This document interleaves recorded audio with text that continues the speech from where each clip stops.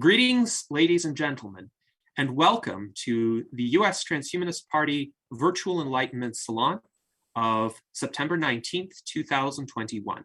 My name is Gennady Stoliarov II, and I am the chairman of the United States Transhumanist Party. Today, we have a panel of U.S. Transhumanist Party officers and members joining us, including our Director of Visual Art, Art Ramon Garcia, our Legislative Director, Jason Geringer, our Northern California liaison, Celeste Castaldo, and manning our Zoom session is our Director of Applied Innovation, David Shoemaker.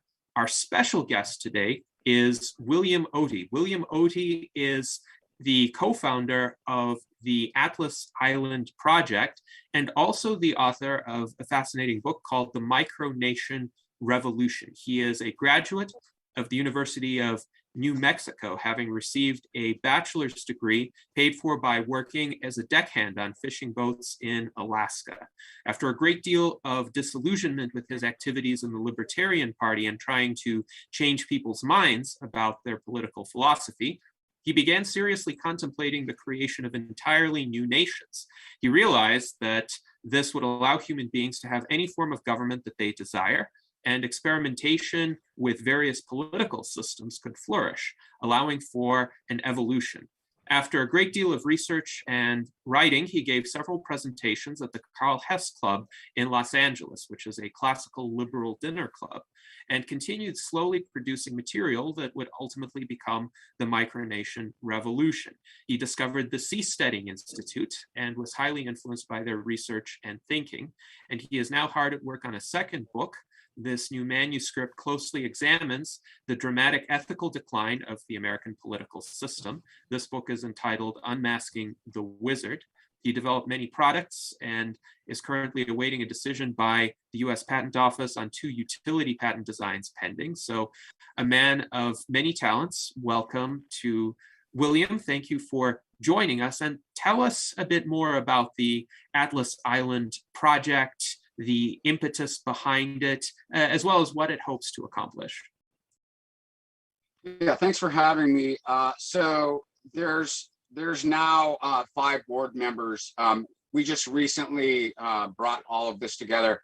So what the people I consider the 5 founders now, we all are ambassadors for from the Seasteading Institute. And so that's how we all converged and got together. I would say, you know, what happened was I became an ambassador to the Seasteading Institute. It's getting close to a year now since that happened. And, you know, the Seasteading Institute itself doesn't have a deliberate program that they're involved in various programs. There's Ocean Builders and so forth, and Ocean Builders is putting out pods in Panama, and so they're connected to various endeavors that are ultimately aimed at, you know, having either a special economic zone, some of them, or seasteads, and they've been involved in these various endeavors, but there's nothing where the Seasteading Institute has a project that is going on right now where it's going to lead to people actually being on a seastead within some kind of reasonable time frame. So for various reasons, I got together with a couple of people, a couple of other ambassadors, and I had an idea for a method that would get us onto a seastead within about 10 years. It's a 3-step method. So it started off with myself and Jan Spiekerman, who's in Germany, and then another person came in, Mason Lichna, who's a physician in Canada. And so this has just started building, and we have only been at this for a short period of time, but I think what makes us unique is I know of no other endeavor that has to do with a method that is just like what we have. It's a long-range method, so it's 3 stages. So we start off with an online community, and that's 3 to 5 years. When we were starting out, I said to Jan Spiekerman, the other founder at that time, I said, if we can't have an online community, if we can't do that, we can't have an ocean community. So the basic idea is you start off with an online community that goes 3 to 5 years, and we're just at the very beginning right now. In fact, we're still building the website. We have a website that I'm very proud of, but we're going to be improving it. And some of the people that we brought in now are an entrepreneur and a software engineer are the 2 other founders now.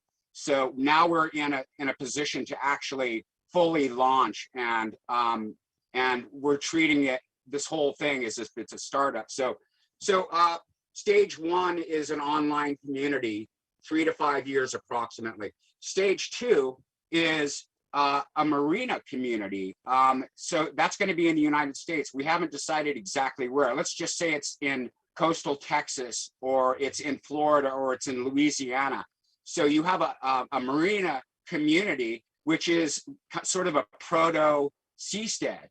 And we would look at that as a special economic zone as well. And the beauty of it is it has all the flexibility of a seastead, but we're still in the United States. We're still, protected by the judiciary here, which is, as much as I abhor what's happened to the United States government over time, the judiciary is still very stable here. And it's one of the reasons I wanted to stay in the United States, is for that reason. And it also depends on what state you're in. Some states adhere to the US Constitution more than others, but you've had a very stable judiciary here. So you've got a marina community, that's the stage 2.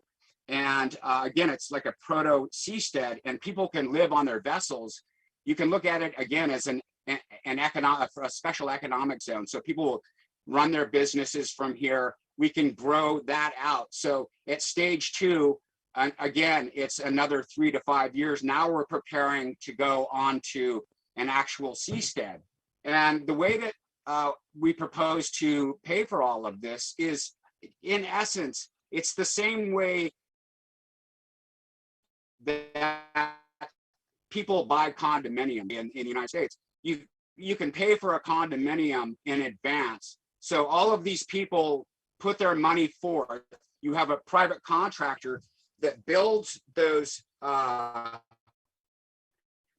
units, those condominiums. And so after they're built, and this is done regularly, as I said, essentially the buildings that those condominiums are in, the structures, all of that is sort of collectively owned, but there's a contract that stipulates exactly how that works, how it's going to be maintained, etc.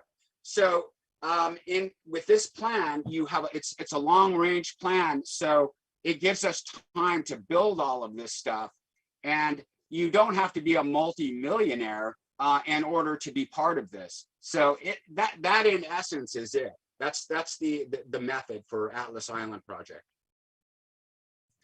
Yes, thank you, William, for that introduction. And it does indeed sound like an intriguing initiative, particularly with regard to the multi-step process by which it would be deployed, which would allow for some experimentation during each step in order to figure out what works and what doesn't, and make sure that by the time there's an ocean-going community, a lot of these challenges have been sorted out. Now, I'm curious as to your opinion regarding what major challenges have existed for seasteading initiatives up until this time, which may have prevented some previously proposed projects from coming to fruition. And how do you think those challenges can be overcome? Yeah, excellent question. I want to add one thing. The Atlas Island project, we are classical liberals, so libertarian. I'm not that pleased with the word libertarian, even though I was once in the party. it's because it's a political word, and it implies a lot about like changing people's minds. We're classical liberals. We share the same philosophy as libertarians. And I just wanted to say that because Micronations or seasteads, part of our thinking is that we want people to have any kind of government that they want. I believe that in the future, that's exactly what people are going to have, which is what we don't have now. So people are in the future are going to have any kind of government. I just wanted to make clear that we are classical liberals and we're going to stay that way. I wouldn't be part of this, or certain precepts that have already been hammered out. As to your question about how things have gone wrong with earlier endeavors, there was an endeavor in Thailand where they put out a pod, and I think it was just 2 or 3 people living in that pod. That was in Thailand, and my understanding is that they got closed down, and it was a pretty awful situation. I think that they had, at the time I was developing products and I wasn't paying all that much attention to what was going on at the Seasteading Institute, whereas before I had connection with them, but I just wasn't at that time watching it that closely. But what I can tell you is that I have a friend who actually worked at the Seasteading Institute, and him and I had stayed in touch, and he would send me news articles and information about what was going on. And what I learned was that there were these various endeavors. One of them was in Thailand. Another one was, I can't remember what country it was. Maybe it was Honduras, I'm not sure, but there is a project in Honduras right now. It may have been another Central or South American country. And every time that I got this info, the whole seasteading or micronation enterprise, every time I saw this, my heart sank, because it's the reason my heart sank is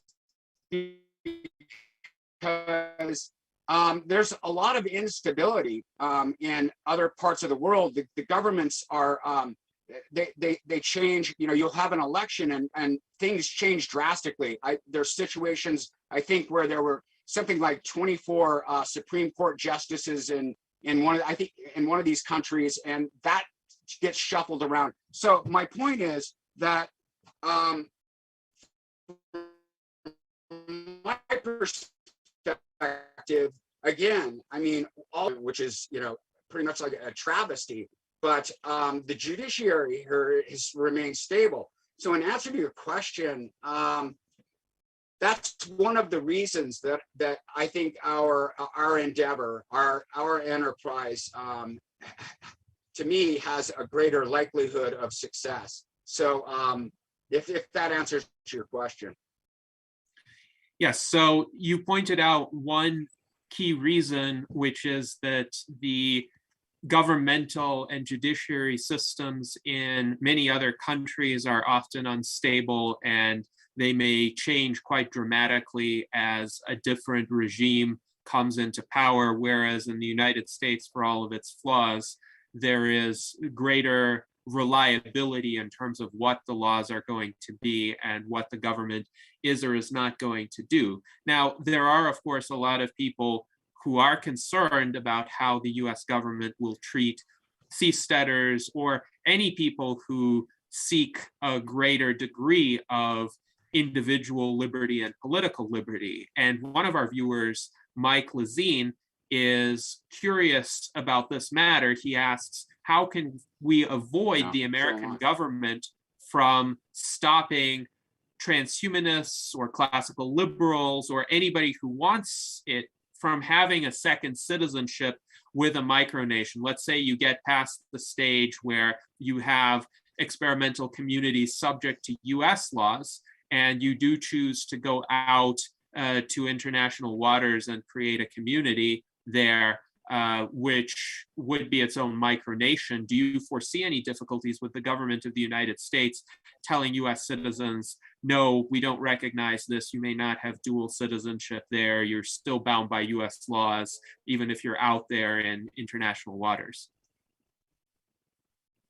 I can't speak for transhumanist endeavors, but I can say that for what we're doing, the micronation endeavors or the seasteading endeavors, there's absolutely nothing illegal or unconstitutional about what we're doing, what we're going to do. There's nothing. And, civil disobedience was invented in the United States, and it's been used very successfully elsewhere in the United States and in India as just two examples. And Henry David Thoreau was the originator of that that idea. I can just tell you this. I don't think the American people. It's another reason that I want to start from the United States. We're not doing anything wrong. What the things that we believe in, especially with our organization, is are the very principles. American people are going to stand for the United States government getting involved in boarding a marina or a vessel that's, especially a vessel that's not in U.S. Jurisdiction, that's in international waters. I don't think the American people are going to stand for that. If they start bringing out the dogs and the fire hoses and so forth. History tells me that the American people are not going to like that very much. We're not doing anything wrong. So for those reasons, I have confidence that we're going to have success. Having said that, I agree with you were talking about one of the people that's part of this today who had the comments and the concerns about the U.S. government. I share those concerns, but that's why I personally want to do all of this right out in the open so that the American people can see exactly what we're doing, and we're not doing anything wrong. Again, we're embracing the very essence of what the United States government was originally founded on. Mm-hmm. Yes, thank you for that response. And another one of our viewers, John H., writes in response to Mike Lazine that he doubts that any such restrictions would be enforceable on the part of the US government. US law does not apply in international waters. And of course, it is interesting to consider what will the US government do if there is an entity that is viable in international waters that then declares itself to be independent. There are just a few precedents in regard to this. The incident in Thailand, off the coast of Thailand, that you mentioned is one that I did read about earlier. So the two occupants, their names were Chad and Nadia. They did try to develop a small seastead in international waters, but apparently the government of Thailand saw it as so much of a threat that they sent a full-fledged military response to essentially commandeer the seastead and arrest the occupants. I believe they're fine now. They managed to leave Thailand's jurisdiction, but it was definitely a most unfortunate situation where the government of Thailand blatantly violated international law. On the other hand, there is the situation of the Principality of Sealand, which is not a seastead, it's an reused ocean platform that had been created during World War II as one of the defenses that Britain had against the Nazis. And then in the 1960s, it was occupied by a series of pirate radio operators, one of whom was Roy Bates. And Roy Bates decided to declare independence from Great Britain because Britain wouldn't allow certain content on the radio.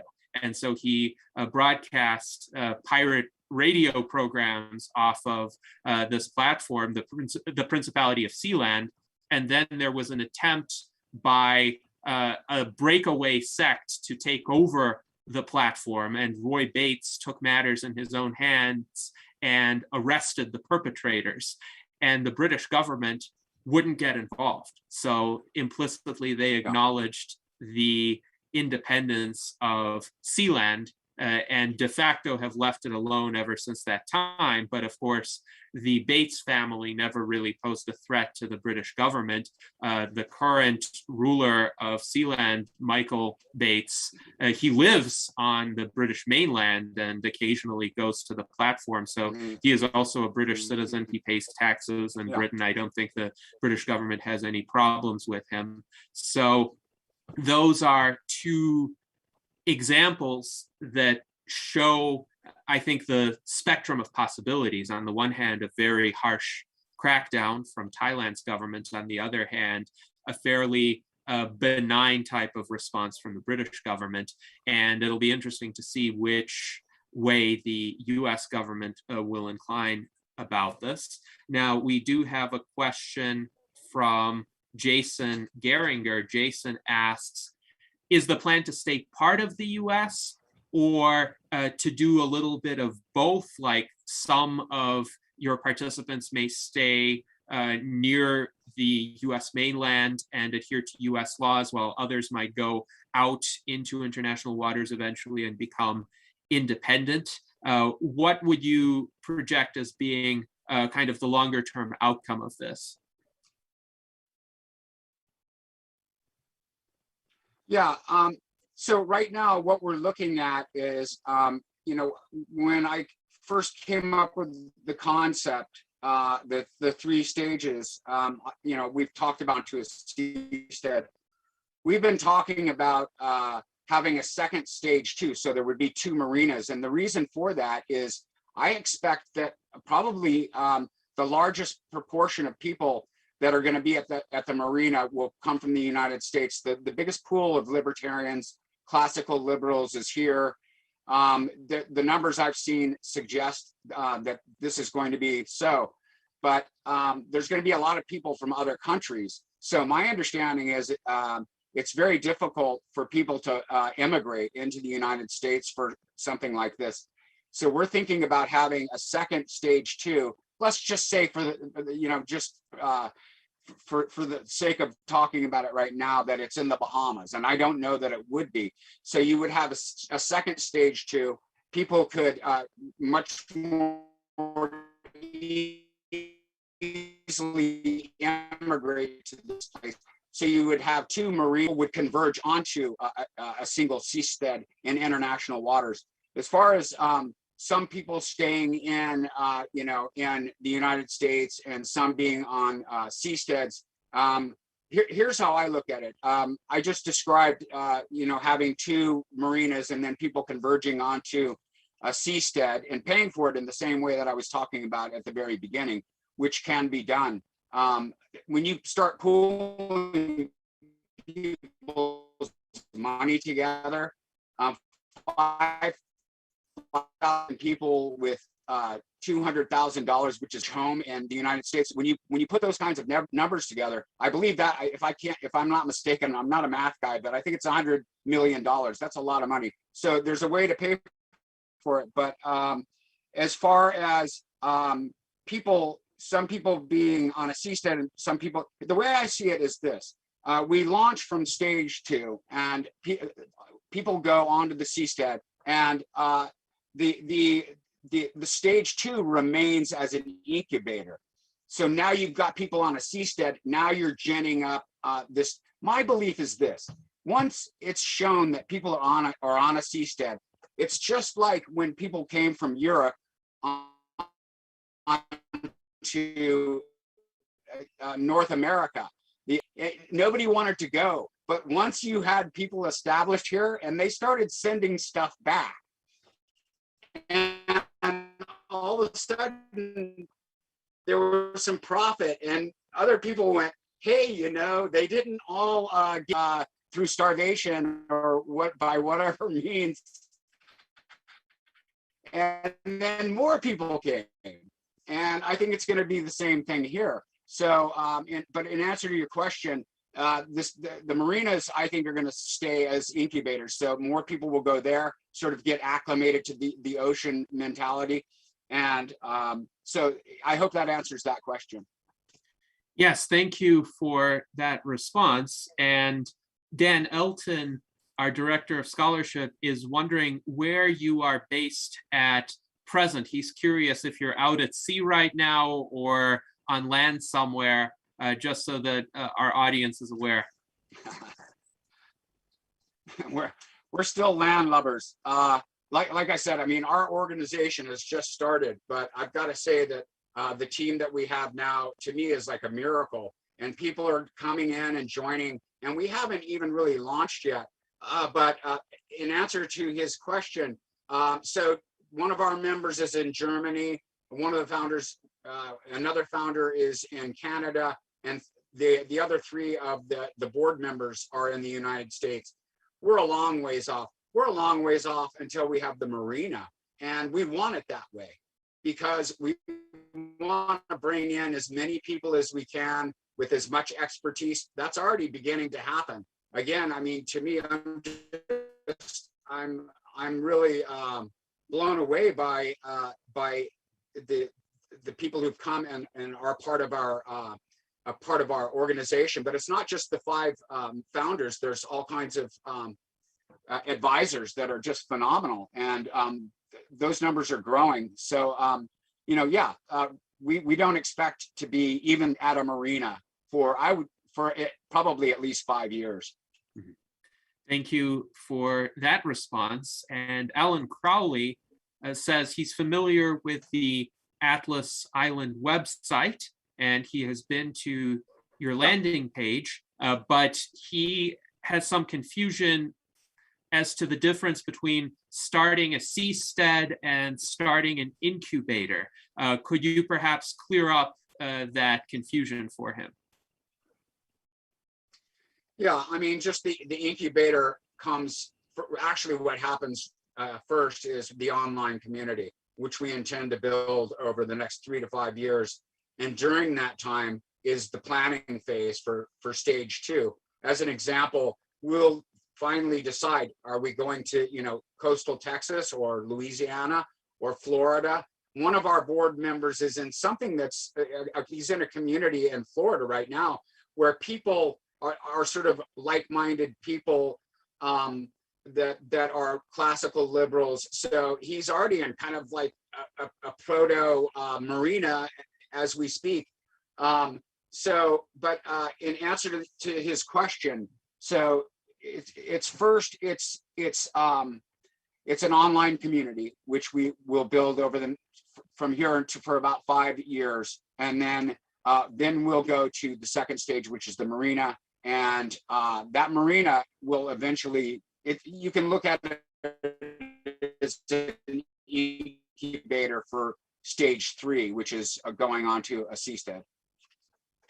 So he did ask a follow-up question. He wanted to know, are the incubators part of phase 1? And judging by your response, they would be part of phase 2, the marina stage, correct? Correct. Okay.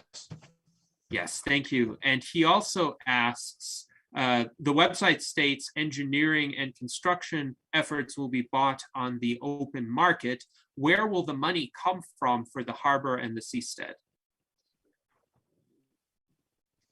It's, as I said before, the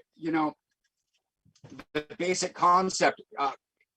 I came up with the basic concept in my book, and at the time that I wrote the book, I was thinking of buying land from existing nations, so that's what I based it upon. But I was also thinking seasteads. So when it came time to look at this, and we started developing the method that's going to get us onto a, as I said before, it's all it is if people do this all the time. They buy condominiums. Maybe it's at a ski resort. This happens quite frequently in the United States, and I'm sure it happens elsewhere. So people put up the money for their own condominium. Let's say you have 200 people that put up money for a condominium in a community. They're really just planned communities. So there's a private contractor that pulls all that together, and people put their money together, and then the private contractor builds the structures and the entire sort of apparatus that's going to be part of. And but people are putting in the money in advance, but they have a contract as well in advance that specifies how the buildings are going to be maintenanced and so forth. So this is done quite commonly. It's really a planned community. And the beauty is it's already happened. So we know that we can do it that way. That's where the money comes from. So the money for the marina would come from exactly what I just said. A marina really isn't that expensive. And if you think about it, people are going to be living in the seasteading community. There's this, they love the concept of this flexibility that happens with seasteading. People being able to move in and out, and there eventually will be. If your seastead for some reason starts going bad, if all of a sudden the government starts looking like the governments that are on land right now, the ones that are in existence, you can just, your house and your business are going to be modular. You just take them, move them onto a boat, you ship them 15 miles or however 100 miles in another direction, go on to another seastead. So people are going to live on their own vessels. If all of a sudden they go, you know, we don't really like how this is going anymore, they can leave, somebody else can move in. So he was asking about how to pay for it. So that's how to pay for it, and is very favorable to me, because a marina is a lot less expensive than a seastead. So again, we're going in the stages. Mm-hmm. Yes, thank you for that response. And now we have a question from Jason Geringer. You spoke about the modular design of the seastead housing and other kinds of infrastructure, so that you can connect it, disconnect it, rearrange it as suits the needs of the residents. And Jason is wondering, do you have standardized plans for the structures, or do you rather plan to accommodate a wide variety of modular structures that other people will arrive at and design?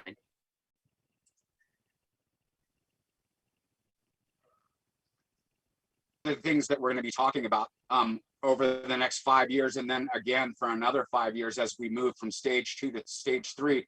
But I can tell you this, the Seasteading Institute, I think, was founded in 2008. They've been working on this for a long time. There was, excuse me, especially at the very beginning, there was a lot of money. One of the founders is Peter Thiel, and I think Peter Thiel was very generous with the Seasteading. Thiel is a very famous at the Seasteading Institute.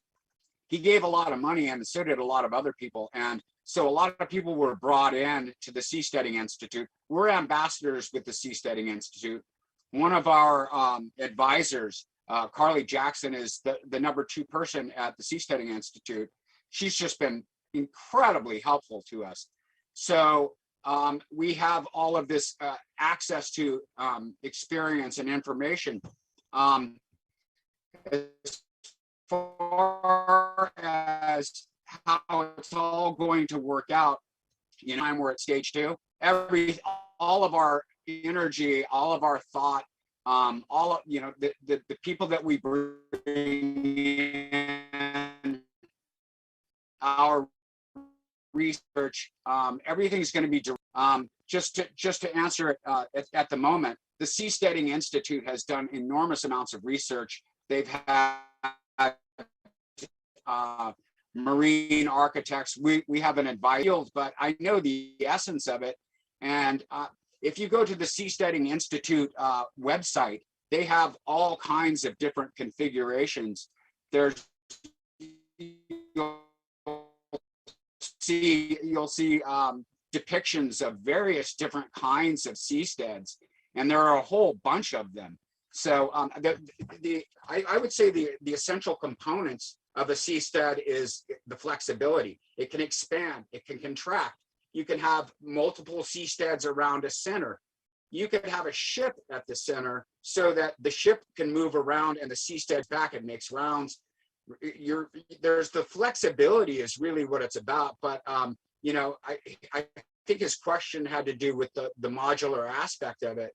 It's going to be modular. So I mean, the way I see it is there will be a center, which is the place where the main structure exists, and then out around that main structure will be places where vessels can be kept. So, you know, it all boils down to flexibility, if that makes sense.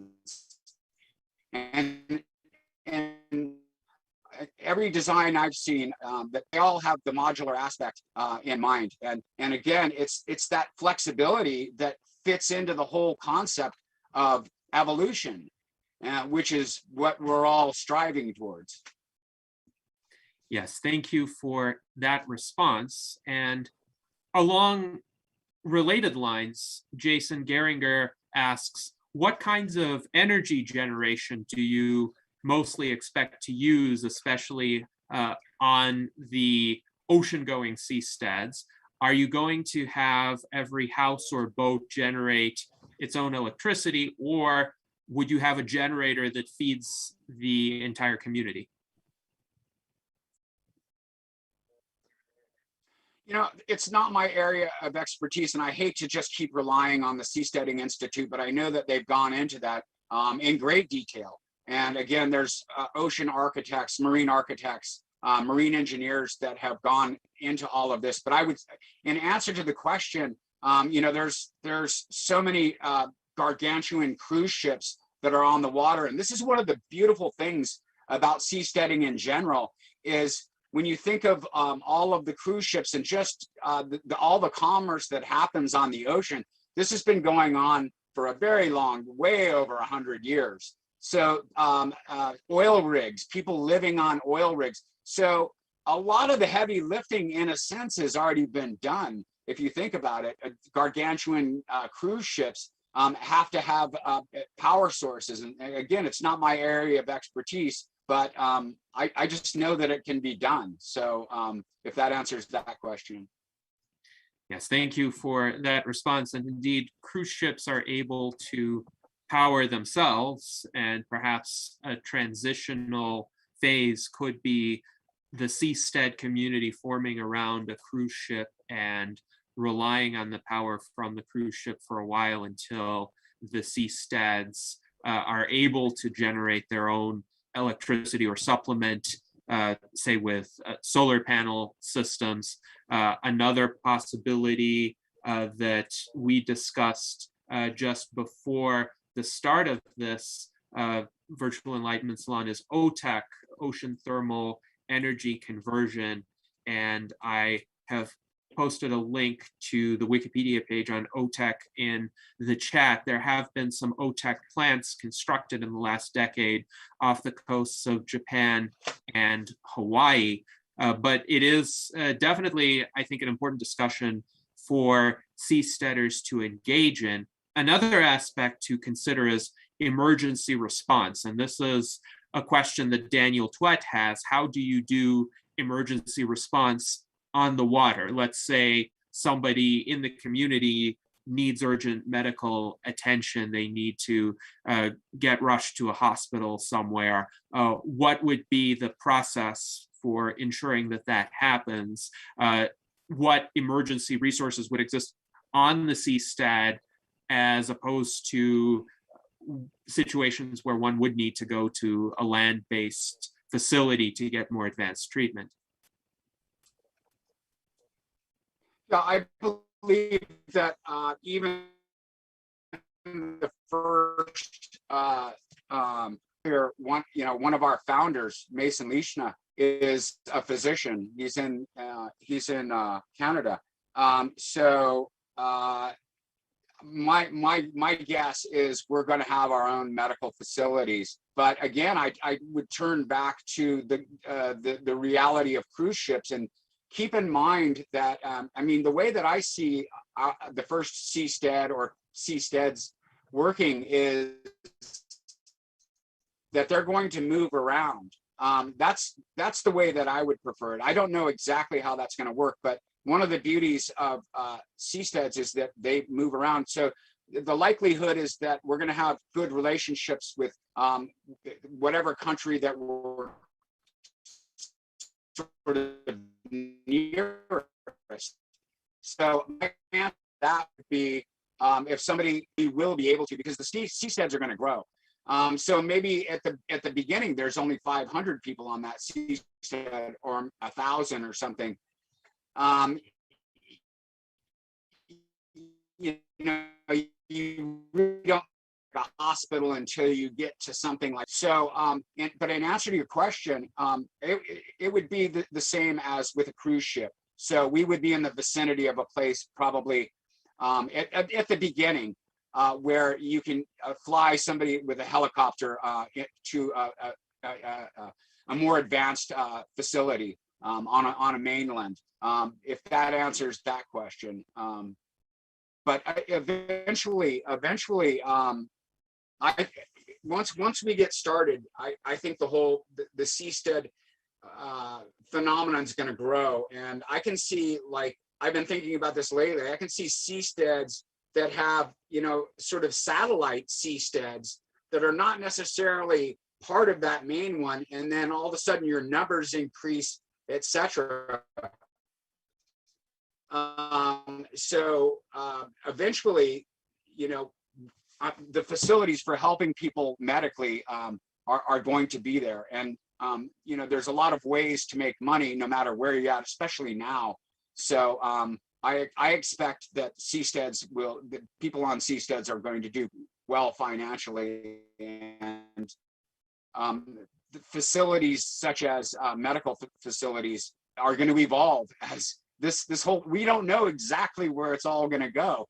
And that's kind of one of the beautiful things of this, you know, one of the beautiful aspects of all of this, because to me, the world's become kind of stagnant. And if you have people venturing off onto new horizons, new things always, new developments happen that nobody had ever imagined. Yes, indeed. And I think your observation of a generalized stagnation in many areas of life resonates with a lot of people. Tyler Cowen has characterized the past 50 years even as a kind of great stagnation, notwithstanding the progress in electronic communications technology. It seems that everywhere else in the world of atoms as opposed to bits, a lot of our infrastructure, a lot of our tools have not developed as rapidly as they could have, or as rapidly as they did during the earlier part of the 20th century or during the 19th century.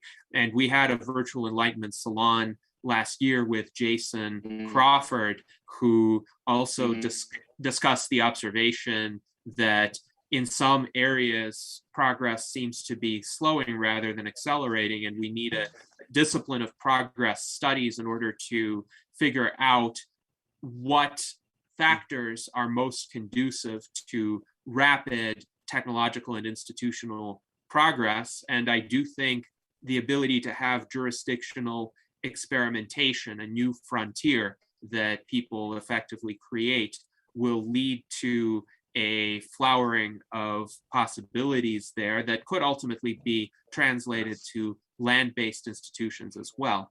Now, on the subject of emergency medical care, John H. in our YouTube chat says, think of aircraft carriers. The medical facilities aboard carriers rival those of the best land-based hospitals. So he sees that as a model for what could be done.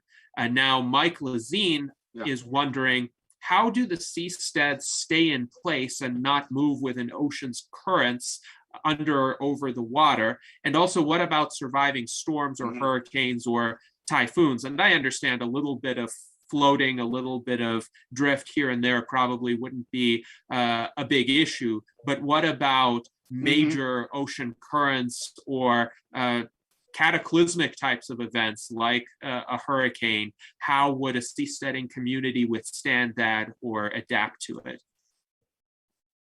Yeah. So when seasteads are closer into land, they use an anchor system, just like a ship does. When out at sea, I mean, I hate to keep deferring to this. You know, the questions are fantastic, and they're not sort of my area of expertise. I hate to keep deferring back to the Seasteading Institute, but they've been around for quite a long time now. So it's now 14 years. And so they've looked at all of those things. When I was writing my book, The Micronation Revolution, there's a chapter about seasteading. And I just, in a very rudimentary way, like I said, there's an anchor system if you're closer in. But again, there's ships, there's cargo ships and cruise ships. There's so much commerce going on the oceans that this is one of the beauties, is that people have been able to perfect how you deal with storms and hurricanes and so forth. I think one of the beautiful things about seasteads is that they can move. So I was looking at the hurricane tracks, because I was thinking, like, where would if we were in, say, coastal Texas, and we had a marina there, and we moved out into the Gulf of Mexico somewhere, or in that general vicinity. I was looking at hurricane tracks. And so you can get these charts that just have the tracks, like where most of the hurricanes go. And I was looking at areas, an area that's south of Puerto Rico, and it looked to me to be like much calmer. But the beauty of a seastead is that if there's a hurricane coming, the land people can't move, but you could move further south. Think of from Puerto Rico, southeast, you'd be moving, and you'd move way out of the tracks of most of the worst hurricanes. It's one of the beautiful things about it. So, it's something I've thought about. I've also thought about how seasteads you can chart where they're going to go to some extent based upon the weather itself or the season. So you might want to be, further south at a particular time of the year, or further north according to what's going on. So maybe it's sort of winterish here, and so you move into an area that has a much nicer climate. I would say it's one of the perks of having that flexibility that seasteads have. That's quite an intriguing response, because, of course, anytime there's a major natural disaster such as a hurricane, the people have to escape it. At least it would be quite prudent for them to escape it. And with regard to communities on land, people evacuate their communities, they leave their property behind. But a seastead could be even more resilient, because the entire community could float away, and provided that it could do so rapidly enough, could escape the entire impact zone of the hurricane. So thank you very much for that response. John H. is wondering, exactly how mobile are you imagining the seasteads to be? How quickly would they be able to travel? Is it 10 miles per hour, 100 miles per hour, somewhere in between? What would be the extent of the ability of a seastead to respond quickly if conditions in its current location are adverse?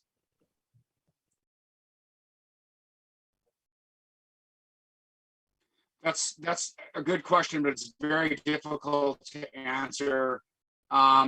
So of course it's going to be the engineering of the particular seastead. So I can't really answer that. My guess is very slowly. But again, we were talking about hurricanes, and the way I've seen the situation with hurricanes is you get an idea that one's coming. So it gives you some time to deal with it. So even if you're slow, you can start definitely moving in the right direction. And like I said, during hurricane season, you kind of want to be out of the main path of where hurricanes normally go. And now how fast they move, that's going to seastead can move much faster. A much bigger one is going to move much slower. And I just want to add here, though, since we're talking about the size or the speed of seasteads, that I personally, as far as like the micronation concept of having all these new nations, a proliferation of small, new, and free countries, I tend to believe that it's best to keep the population of any given seastead at a lower concentration. I'm thinking like under 10,000. And the reason that I believe that would be a good thing is because people need to be able to watch over whatever governmental structure, even if it's privatized. You want to keep an eye towards one another. People start doing sneaky stuff on your private contracted government services. They're hidden behind walls. There's tons of money. I just wanted to add that I love that part of the micronation concept that I love is keeping your societies very small so people can see exactly what's going on, and people can watch whatever government structure you have, like hawks and those government entities are working for the people. Period. They're just private contractors. They're privatized. That's the way we're looking at it. So.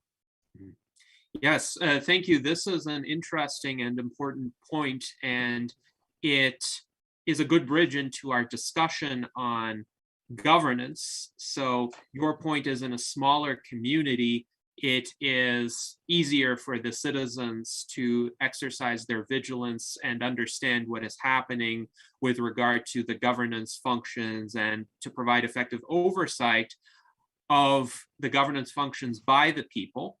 And it's interesting, David Wood, in regard to the scenario where the seastead has to move in order to avoid a hurricane or other weather phenomena, writes, I anticipate some vigorous discussion among different citizens of a seastead micronation about the pros and cons of trying to move the platform out of the path of potential adverse, fast-changing weather. And I think his comment speaks to the efforts to achieve consensus in that situation. And of course, if the population is smaller, it would be easier to achieve consensus, or at least some sort of majority opinion by which the inhabitants of the community agree to bind themselves in the event of an emergency like that. But David Wood also has a number of broader questions in our chat. First, he asks, what is the best research, either by the Seasteading Institute or anyone else, on practical governance structures for the self-regulation of the citizens of a micronation, beyond just saying personal liberty will take care of it, because there's still the need to resolve disputes, for example, or offer some sort of functionality for executive decision making, given that you can't really achieve 100% unanimity among 10,000 residents, even, or 1,000 residents. So what would be the most practical governance structures that you're aware of that would preserve individual liberty, but would also be able to function in a community of sufficient size?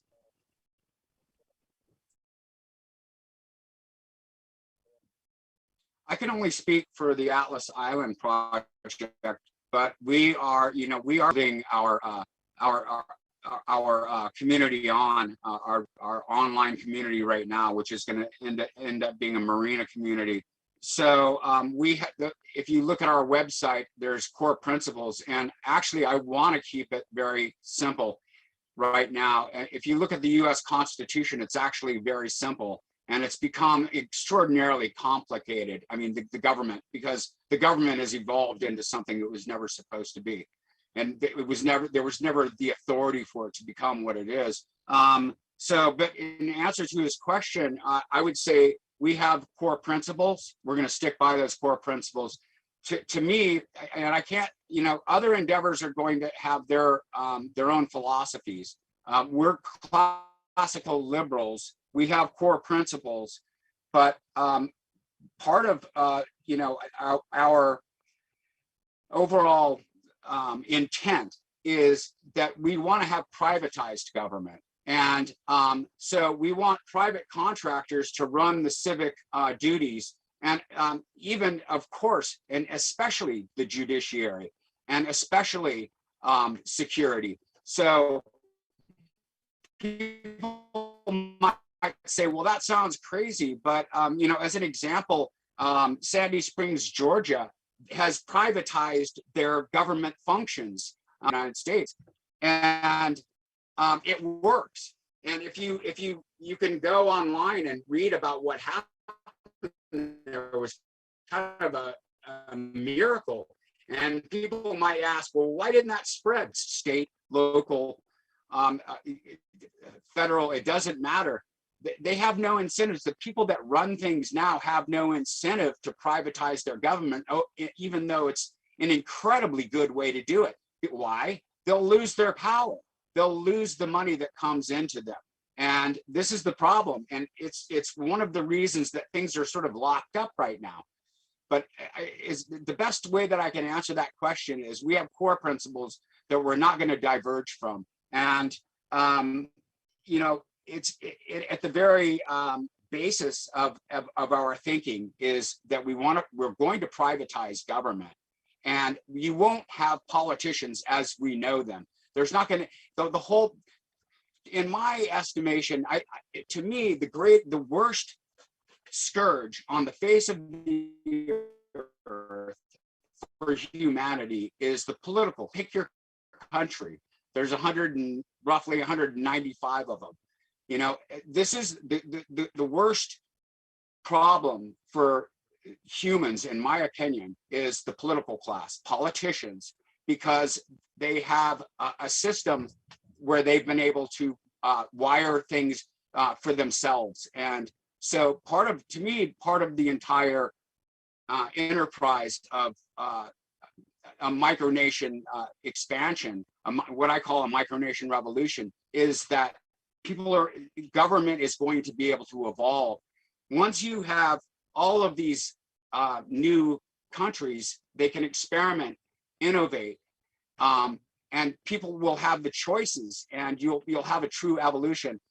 This is kind of a long-winded answer, but in answer to the question, for us, it involves privatizing government and getting rid of any need for a political class as we have so tragically come to understand it in the world.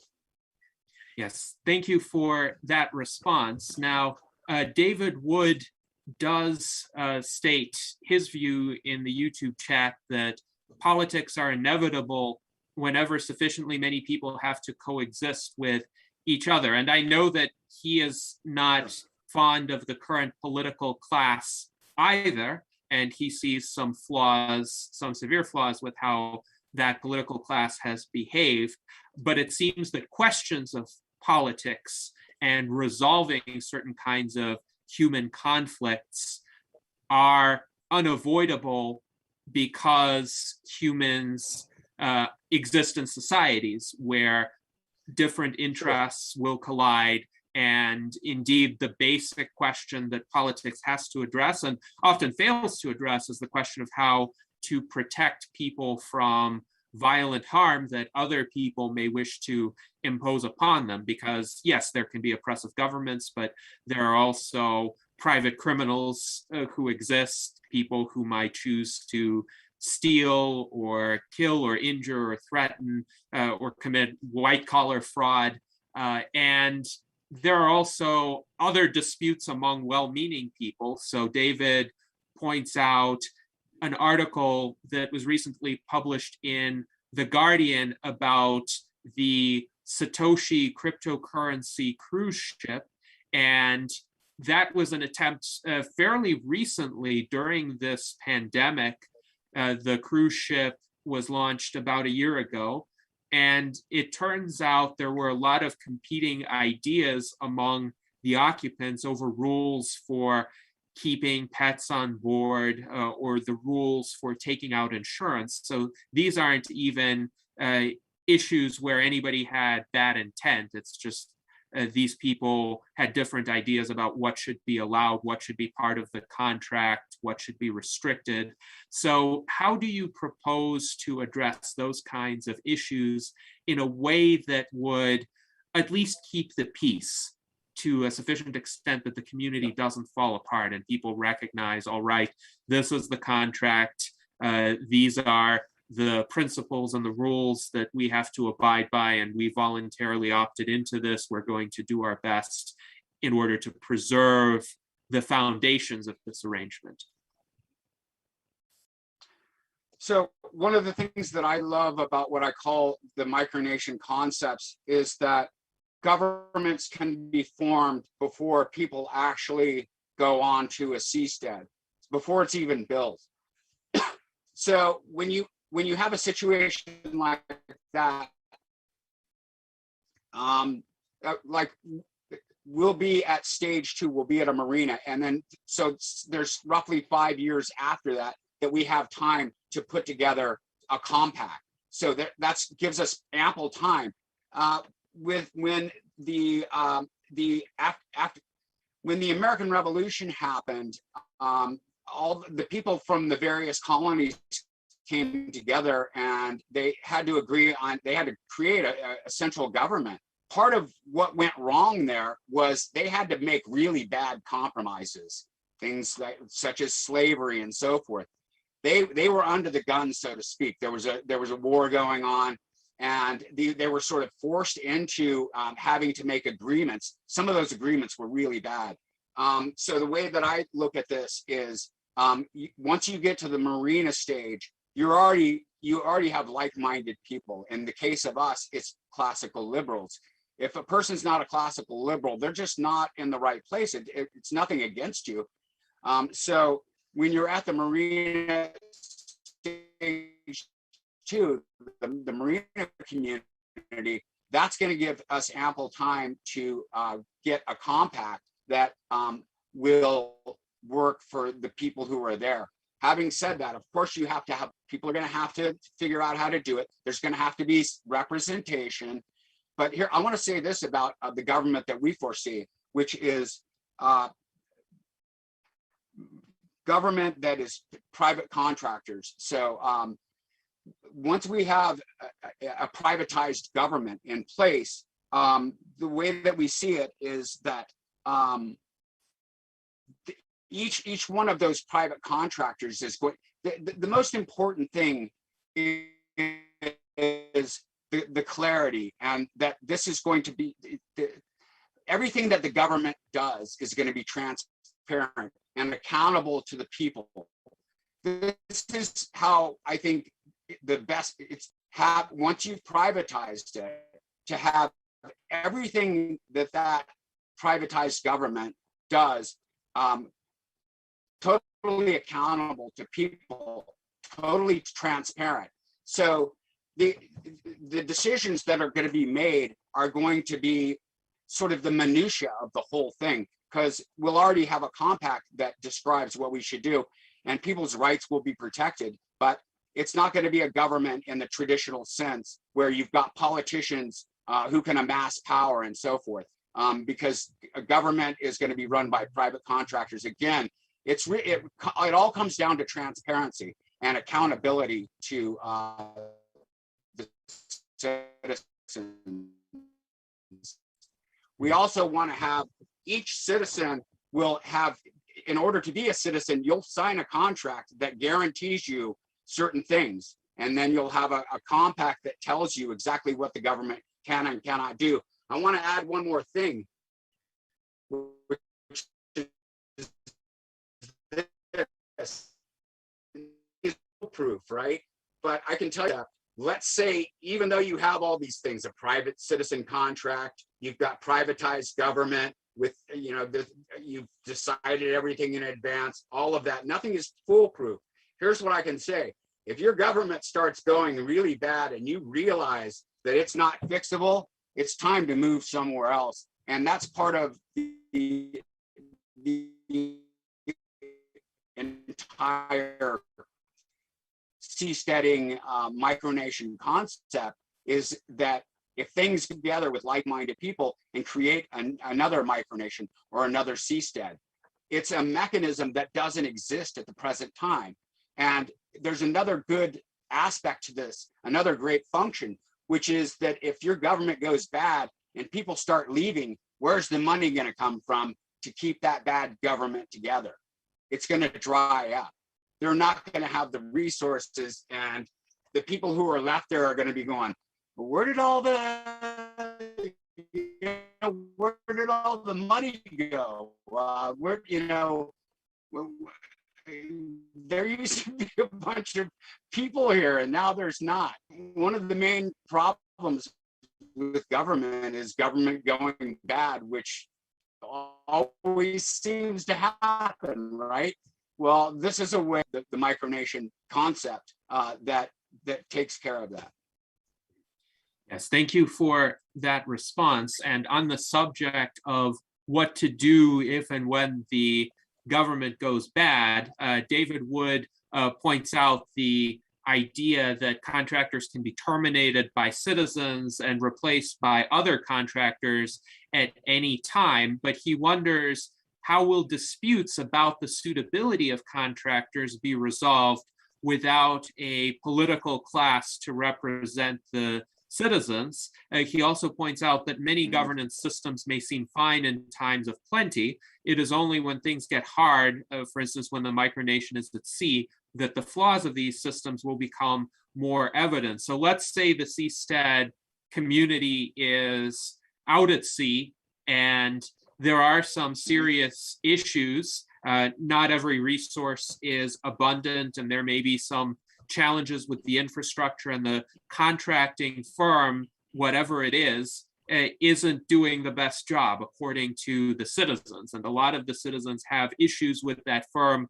They would like to replace it, but as is often the case in societies, sometimes the benefits of a particular arrangement are concentrated. So a few special interests may benefit from financial arrangements with those particular contractors, whereas the harms are dispersed. So a lot of citizens may feel that this contractor is doing a suboptimal job. Maybe it's spending too much money on maintaining the infrastructure while delivering poor results, and it could be a lot more cost efficient, or it's not being responsive to complaints from the citizenry, or anything along these lines.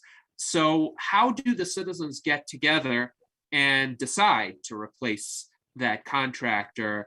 And what is there to prevent pushback by the contractor? Perhaps the contractor has custody of a lot of the assets or the infrastructure of the seastead, and the contractor says, well, we're sorry, we disagree with you citizens. We think we're doing a good job, so we're going to keep doing it. You're going to keep paying us, and sorry, you're out at sea, so you're going to have to put up with us for a little while. What would be the safeguards against that? Because I think some of our viewers will at least be interested in how your plan would avert that situation. Yeah, I mean, I don't have the answers to all questions. Here's what I can say. If you have a relatively small government and it's privatized and it's transparent and it's accountable to the people on a regular basis, people are going to know what's going on. In the world I foresee, you will have representation, but it's not going to look like a modern politician. It's not going to be somebody who's paid. It's going to be more like you serve a period of time, and there's there's 100 of you and you're only serving a short period of time. You can't be paid off. You can't make money from this. If you do, you're out. I'm just giving you an example. I don't have all the answers, but a small, transparent governmental structure is it's definitely a step in the right direction. But I can say this. It goes back to the micronation concepts. One of the micronation concepts, which is now, let's say you've got a dozen or 20 or 30 seasteads, micronations of various kinds. They're all experimenting, innovating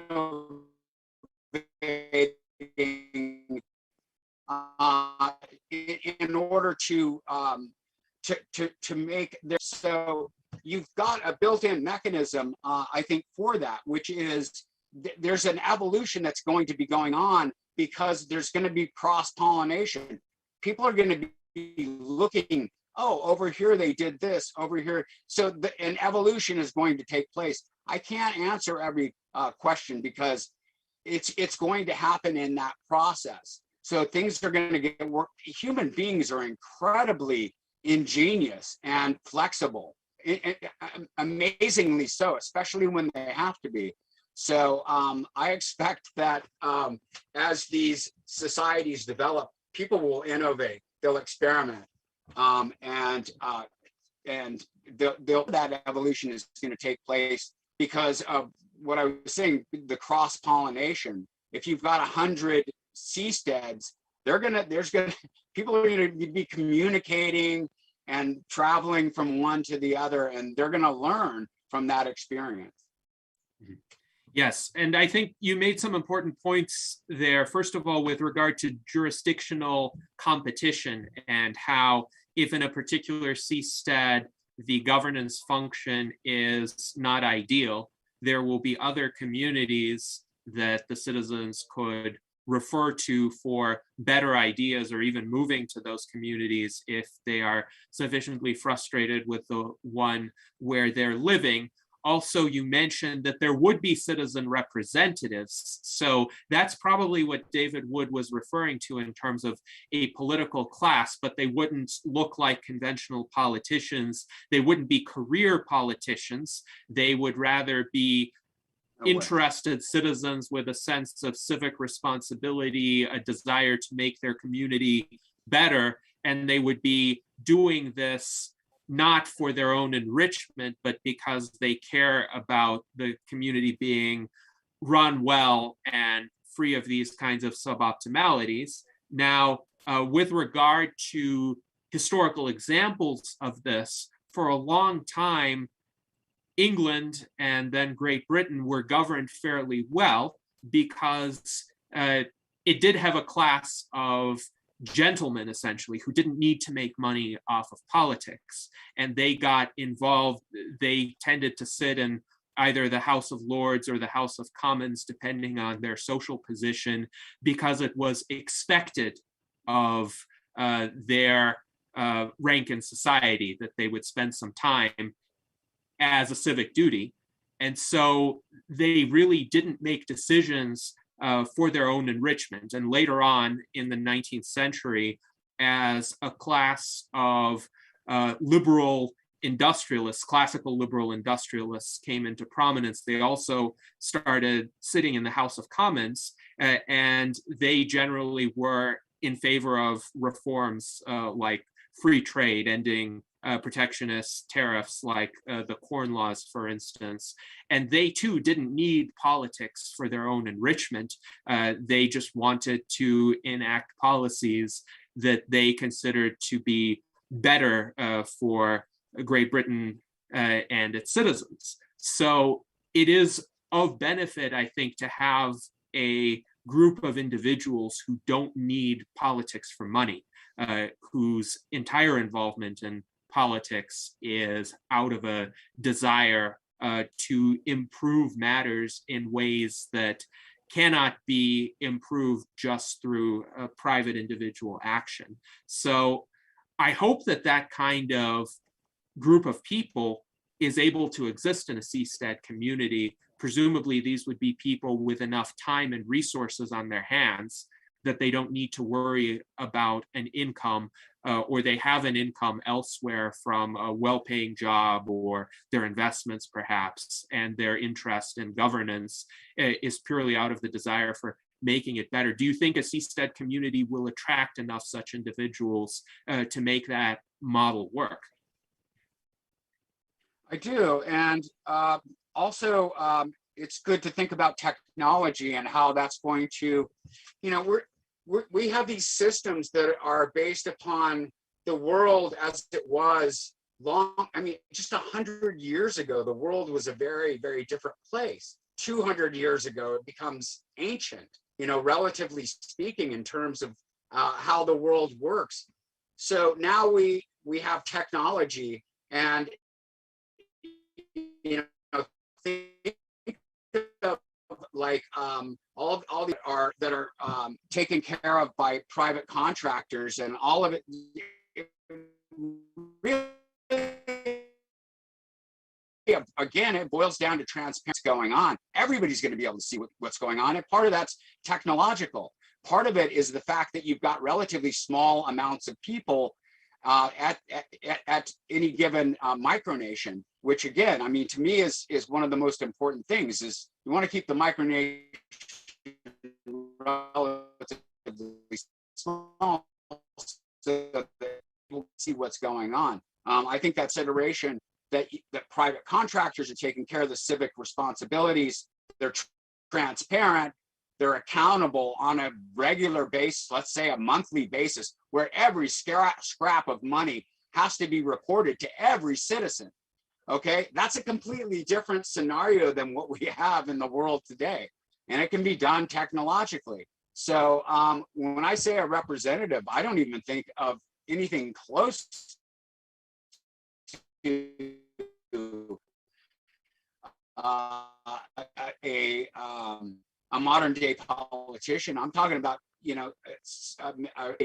you're moving them through. Nobody's making a living off of it. And as far as having the leisure to watch what's happening in government, the technology, I think, is going to be probably very useful in being able to track what's going on with the various parts of the government. Yes, and Jason Geringer agrees with you. He thinks that you're correct, that with everyone having access to the internet, there just isn't the same need for a representative type of government. He suggests we could all vote on every bill or proposal online.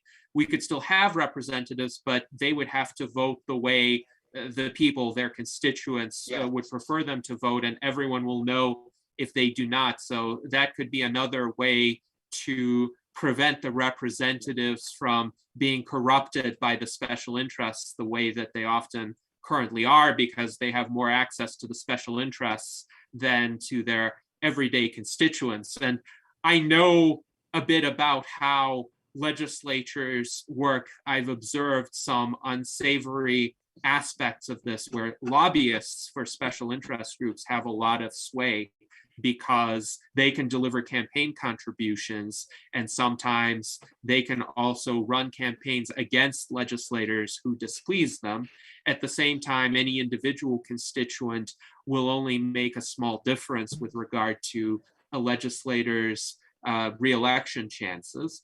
But with electronic voting, for instance, the link between the people and the mechanisms of government can be a lot stronger. This is why the US Transhumanist Party has experimented considerably with electronic ranked preference voting, for instance, on our platform, as well as our constitution, as well as our endorsement of candidates for office. And we find this system works quite well at ensuring that the genuine preferences of the membership are reflected in what ultimately gets adopted.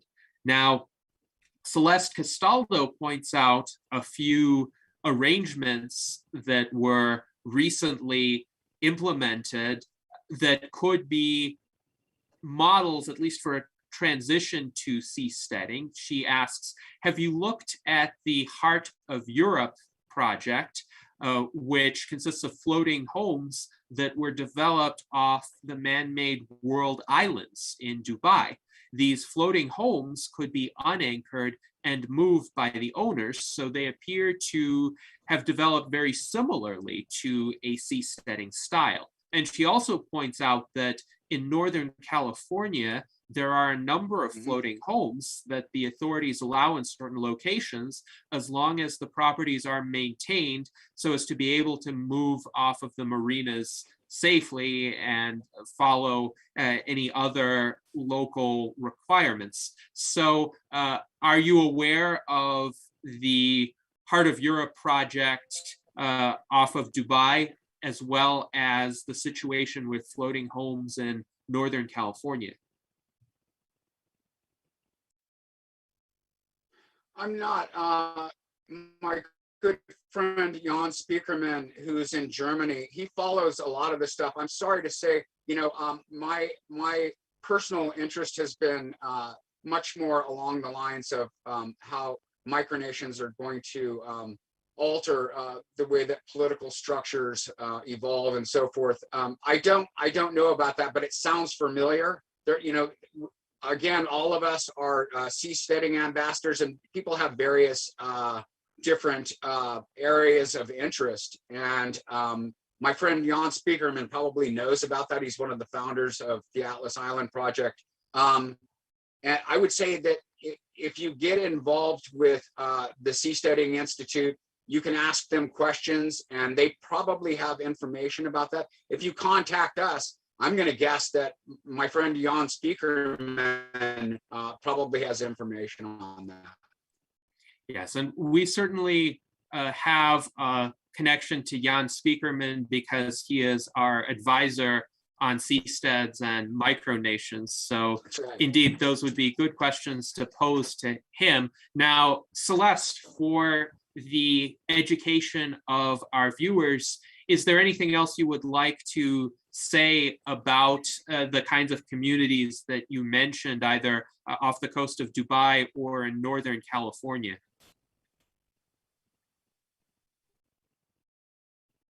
There we go. Yes. Okay. Yeah. Well, the as far as the floating homes in the heart of Europe, that man-made island was purchased by the developers who developed the island called the Heart of Europe, and then they created these marinas with the floating homes off of there. So it was more of a typically developed type of community.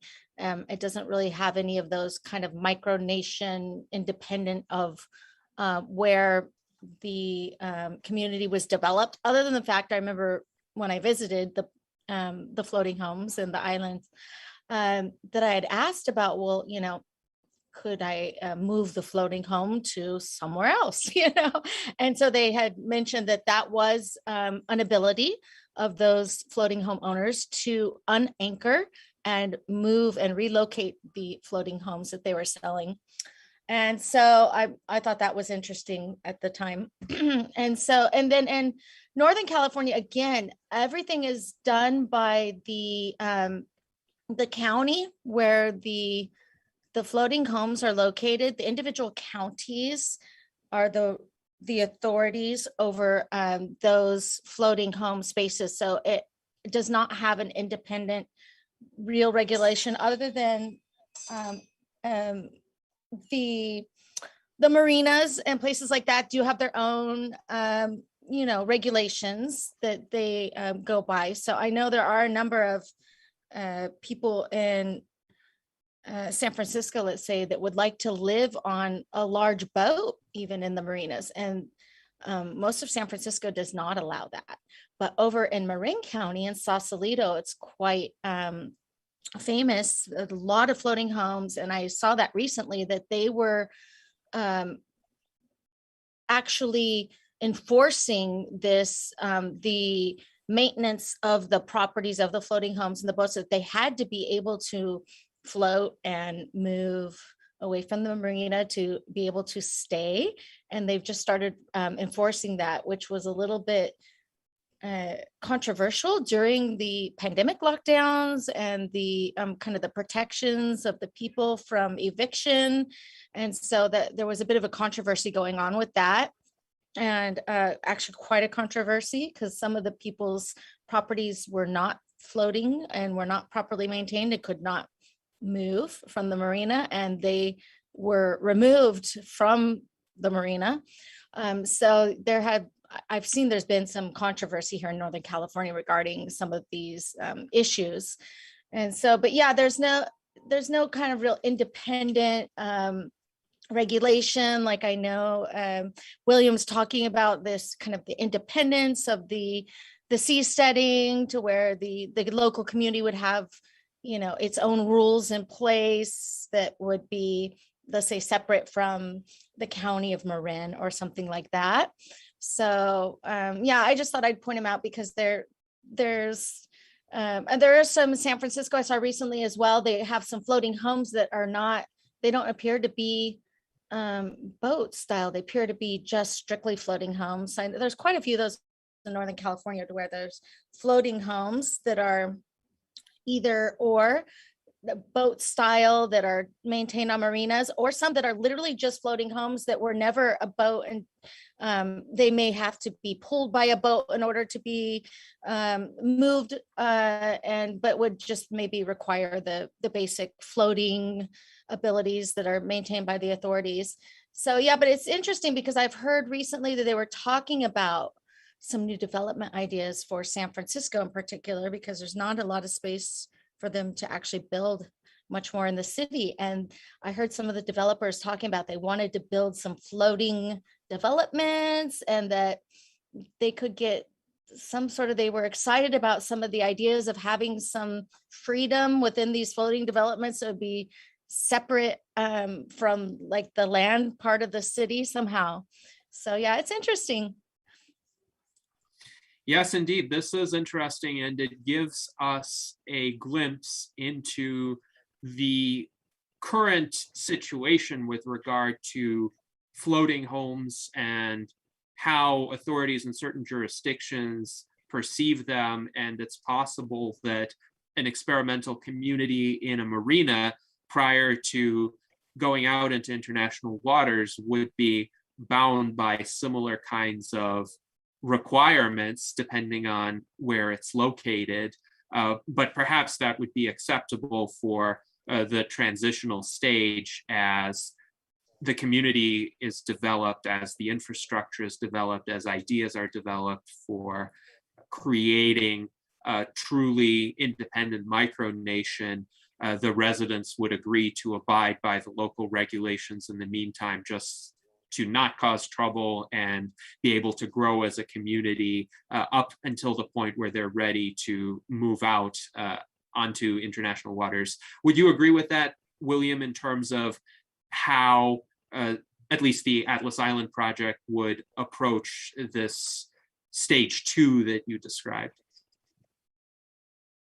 Yeah, absolutely. And I can tell you this, long before we ever purchase a marina or lease a marina and so forth, we're going to be going to communities, and we're going to pick the best possible place with the greatest amount of freedom, and all of that is going to be worked out ahead of time. And it's one of the things that I rely on with our method, is that we're giving ourselves this time where we can research.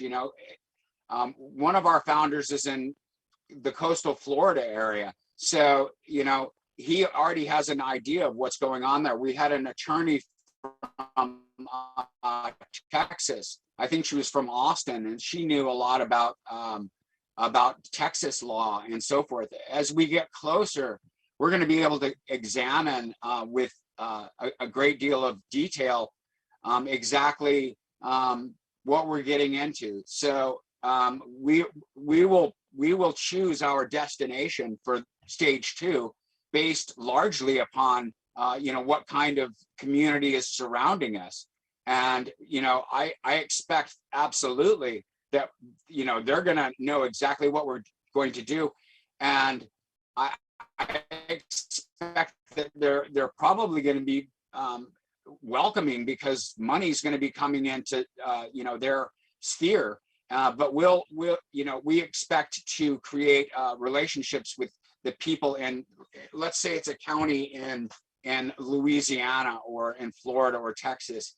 We will establish a relationship with people long before we actually purchase or lease a marina in any given location.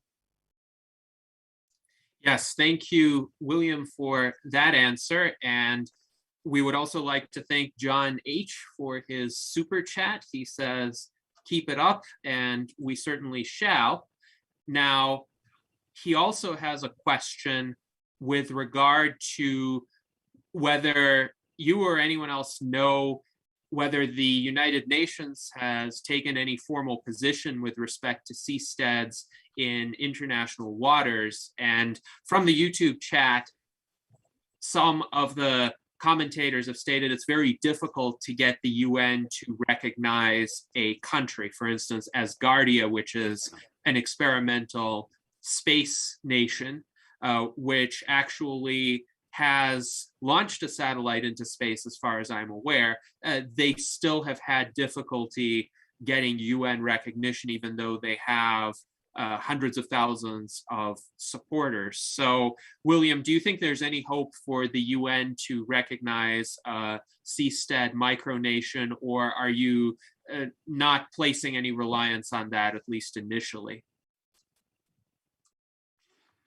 I'd just like to say this, at the end of World War II, there were 50 nations in the world as recognized by the UN. There are now at least 195. So that gives you an idea of the proliferation of countries just since the end of World War II, which wasn't, relatively speaking, it wasn't a very long time ago.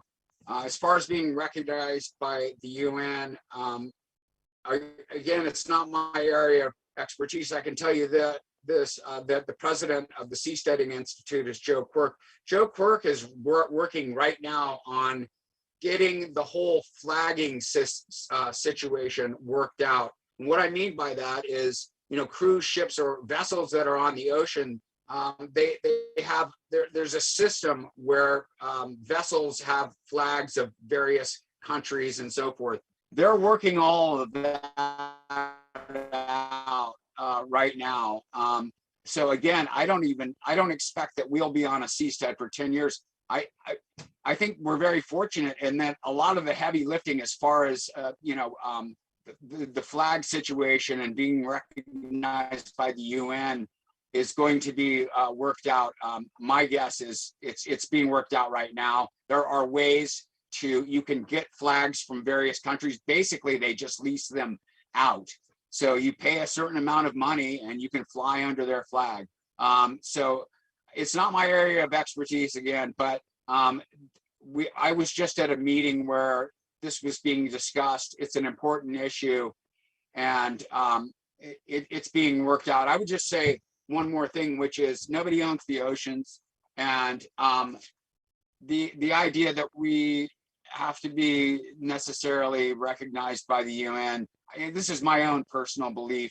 I think it's going to be worked out. But again, if there were 50 countries at the end of World War II and now the UN recognizes 195, it kind of tells you something. It's like, I don't think that they were in charge of creating those countries. So somehow the countries came about and somehow they eventually became recognized. I think a lot of it boils down to we're going into a whole new world here. There will be one seastead, then there's going to be another, and then there's going to be, I think, there could be something like a gold rush of people going to seasteads, and no one owns the oceans, and this is just my particular take on it. I just think it's unstoppable, but the flag situation, so that you have some kind of recognition internationally, I believe that it can be taken care of, and that Joe Quirk and the Seasteading Institute are working on it right now. I hope that answers your question. Yes, thank you for that answer, William. And Michael Elliott has joined us in the chat. He says that the Seasteading Institute's flag efforts behind the scenes are also quite important for his endeavors. He also asks whether anybody, including you, William, has been following ULEX, which is a decentralized open source legal system. ULEX, in his view, will be relevant to stateless legal systems. It is being developed by the people involved with the startup societies. I've included a link in the YouTube chat to the page about ULEX from the Institute for Competitive Governance.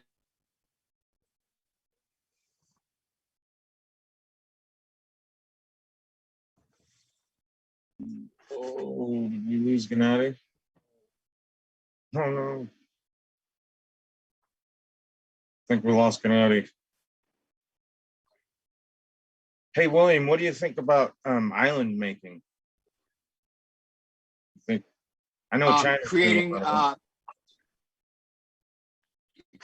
island micronations. Mm-hmm. Is that what you're saying? Yeah, like creating the island itself. Yeah, I mean, I'm sorry, I didn't hear that last part. Like China's doing. They're doing making a whole bunch of islands. Creating islands. Yeah. Mm-hmm. Dumping, yeah. I think you're gonna. I don't know. You've got to have a relatively. I think you've got relatively shallow to land, which suggests to me that you might be stepping on the toes of existing nations. I don't know exactly how that works. I'm not too keen on the idea. Personally, I would, I think from what I've seen, I think people are getting kind of nervous about what China is doing in regards to making their own islands. Real nervous. So for that reason alone, I'm kind of, it's a little bit radioactive to me. I like the idea of seasteads, but a lot of research has gone, a lot of thinking and research has gone into the area of just purchasing an island. But there's problems with that too. It's one of the reasons I love seasteads. They can move. No one owns the oceans.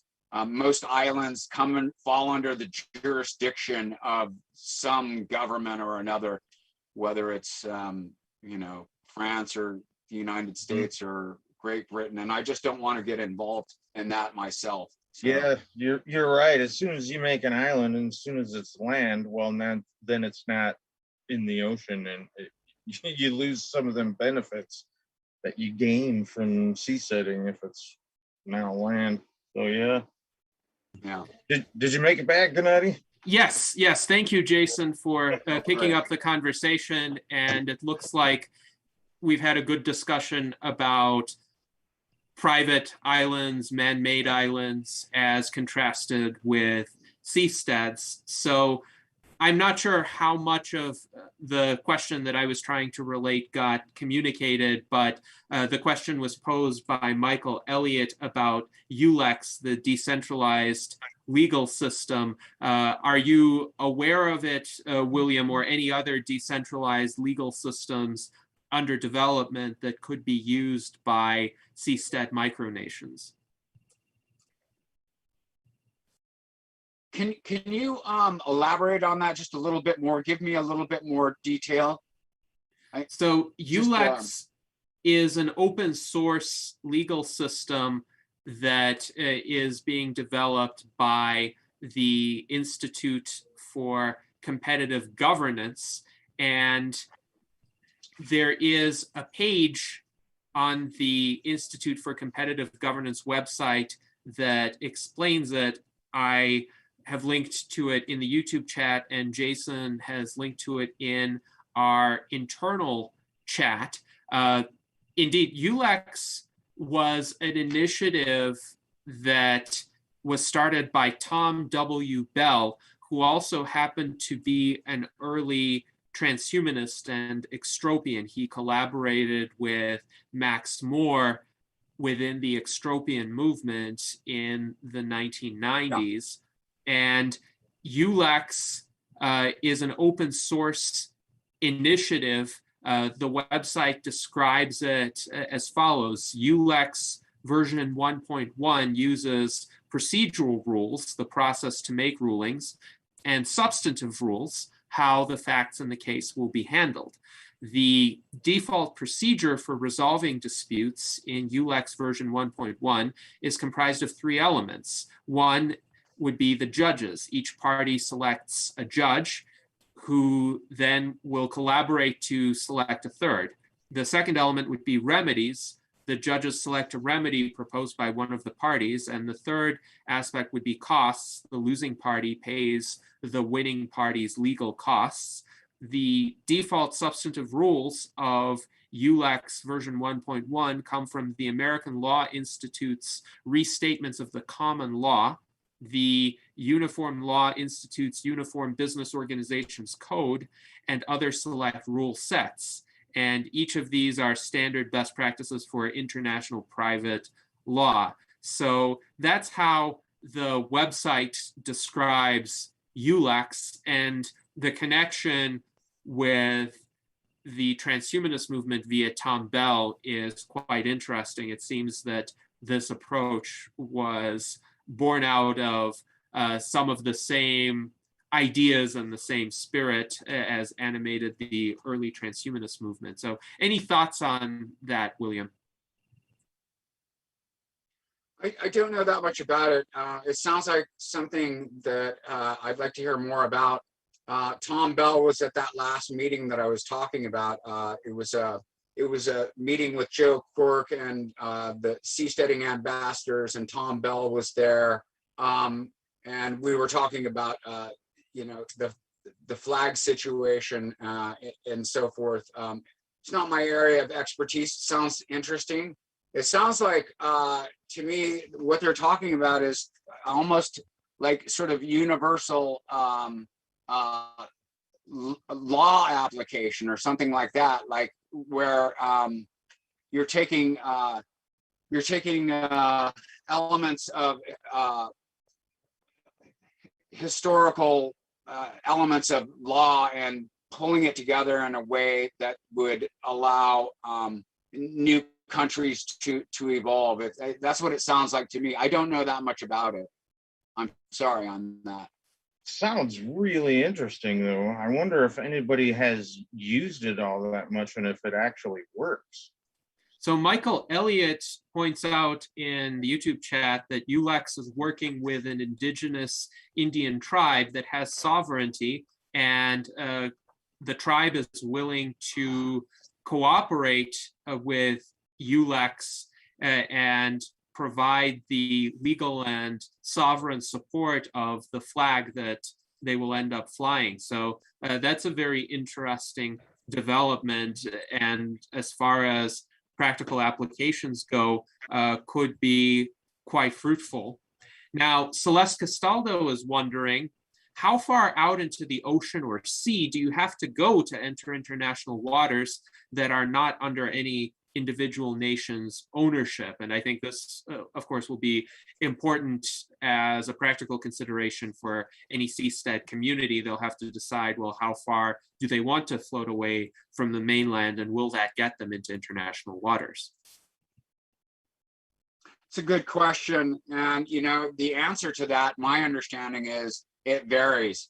And it's one of those things about maritime law that, as far as I know, is somewhat up for grabs. It's somewhat in dispute. So some people say, if you're 2 miles off, I think it goes in varying degrees. If you're 2 miles off, I believe, from any nation, you have a kind of sovereignty, but it's not total, and the country that's nearest to you has some jurisdiction over you. If you go 200 miles, supposedly you're in international waters. So at any rate, at some point you're in international waters regardless. These things are not as cut and dry as they might seem. You know, at the times that I've looked into it and listened to people, it varies. But you know, we have to face the fact that at some point, as an example, the United States has no jurisdiction beyond a certain point. You know, maybe that's 200 miles. So there's a lot of ocean out there. Yeah, I think that's the whole point in behind China building all them islands in the South China Sea, you know, which might be part of the reason why it's kind of hazy about how much, you know, jurisdiction they got, because that's what, you know, China's trying to do. China's got islands they've built within the range of some Philippine islands. So there's like this contested area. And so, yeah, that's an ongoing thing that is going to heat up probably. Yes, indeed. Mhm. And along these lines, David Wood has a question. How will micronations prevent their resources being commandeered by larger states? And he gives Iran, Russia, and China as examples, or by some kind of crime syndicate. And I understand for the Atlas Island project, the largest nation in proximity will be the United States, but there could also be, for instance, Cuba. And Cuba might not take too well to a seasteading community being nearby. And of course, there are the various drug cartels, for instance, that might see a seastead as a lucrative target. So even if the United States is going to tolerate the seasteading community, even if Cuba decides it's not worth the effort, what would a seasteading community do in order to protect itself against a lawless drug cartel that does have weapons and does have the ability to invade? Yeah, we're going to have defense. There's no question about it.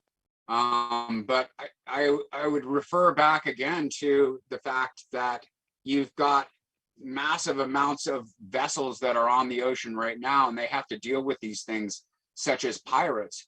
But in answer to your question, we'll have to have a defense, and you know what that looks like, whether it's machine guns or a few missiles. I don't know. It's gonna be contingent upon what we feel is going to be necessary to just protect ourselves.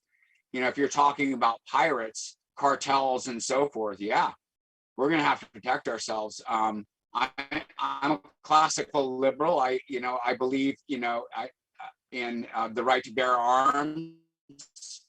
And my guess is people will be well armed, but yeah, we'll have to have a defense. But as far as, being boarded by the likes of Cuba or something like that, again, a couple things. One is, seasteads can move, so you don't necessarily have to stick too close to Cuba. And two, I was talking about the flagging situation and how that's being worked out. I expect that it will be worked out, again, because there's so many vessels on the ocean right now. And as I was saying earlier, you can essentially lease a flag from an existing nation, and you have to be recognized. It's done commonly. There's a lot of vessels that are flagged under nations that they're not from.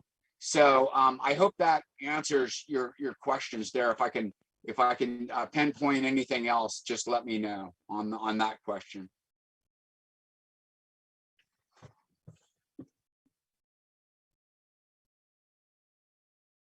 Uh-oh.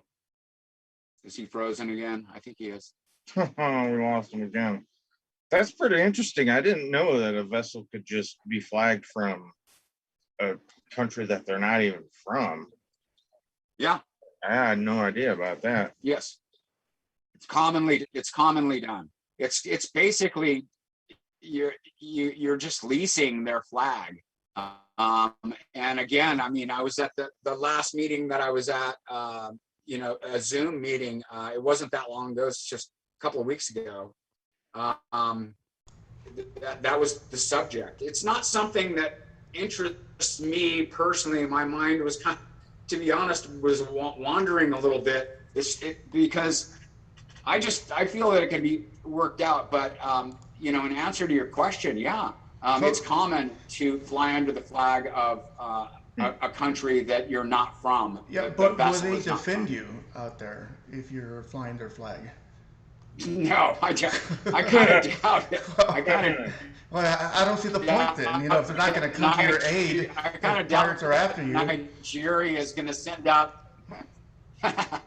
Yeah. Yeah. No, I think you're on your own. I think seasteads better be well armed. Say again. What about rogue wave? Yeah. Well, it's the same thing with cruise ships. Do you think you'd ever set one up right in the middle of the Bermuda Triangle? I don't know. It could be a 24/7 research project. You know, investigating the Bermuda Triangle. Yeah. I was asking about your floating apparatus for measuring. Yes. I'm interested to hear about your floating California homes project on your website, the modulars. Yeah.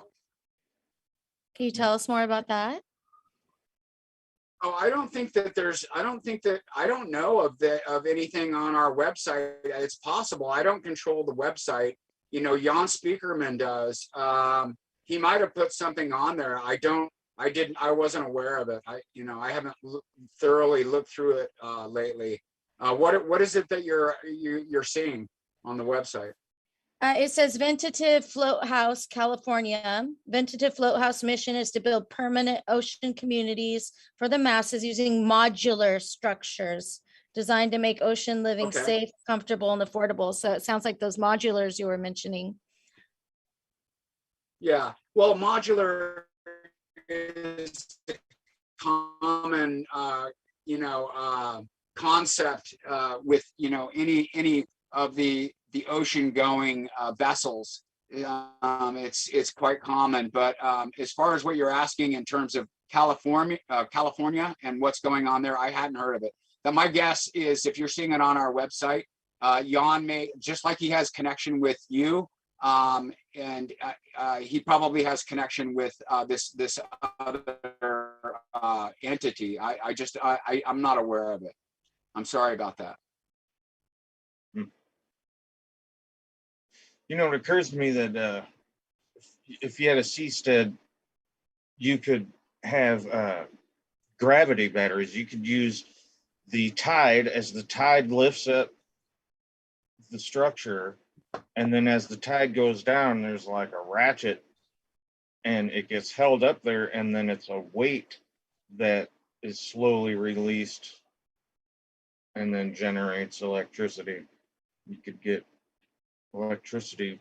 The whole structure would be it's like battery, potential energy battery, you know.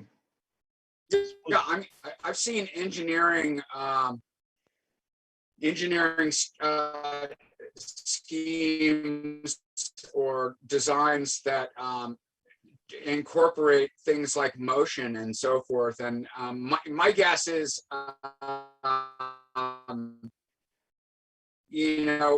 as things start off, they'll be done in a sort of more conventional way. And then I know that for a long time, there's been experimentation done with using waves as a source of energy, right? Like you were saying, like, generating energy, getting batteries charged, etc. And I've seen some of that from seasteading ambassadors,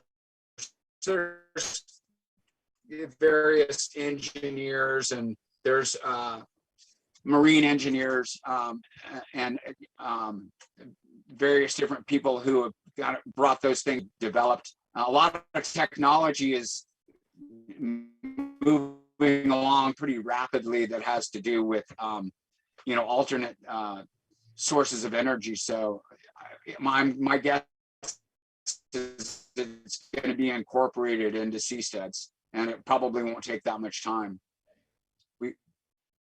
We lost the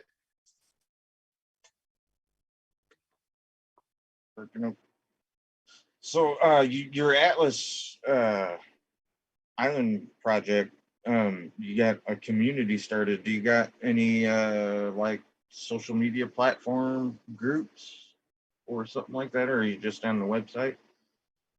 Or like, do you got a Facebook again group? I mean we've just started. Oh yeah. So we've just started, and so there's we just brought in 2 new members that are part of the main board, and that's probably going to be it. One of those guys is an entrepreneur, and he has a background in startups. So he's a young guy, extremely smart young guy, Ryota Sakine, and then we have a software engineer.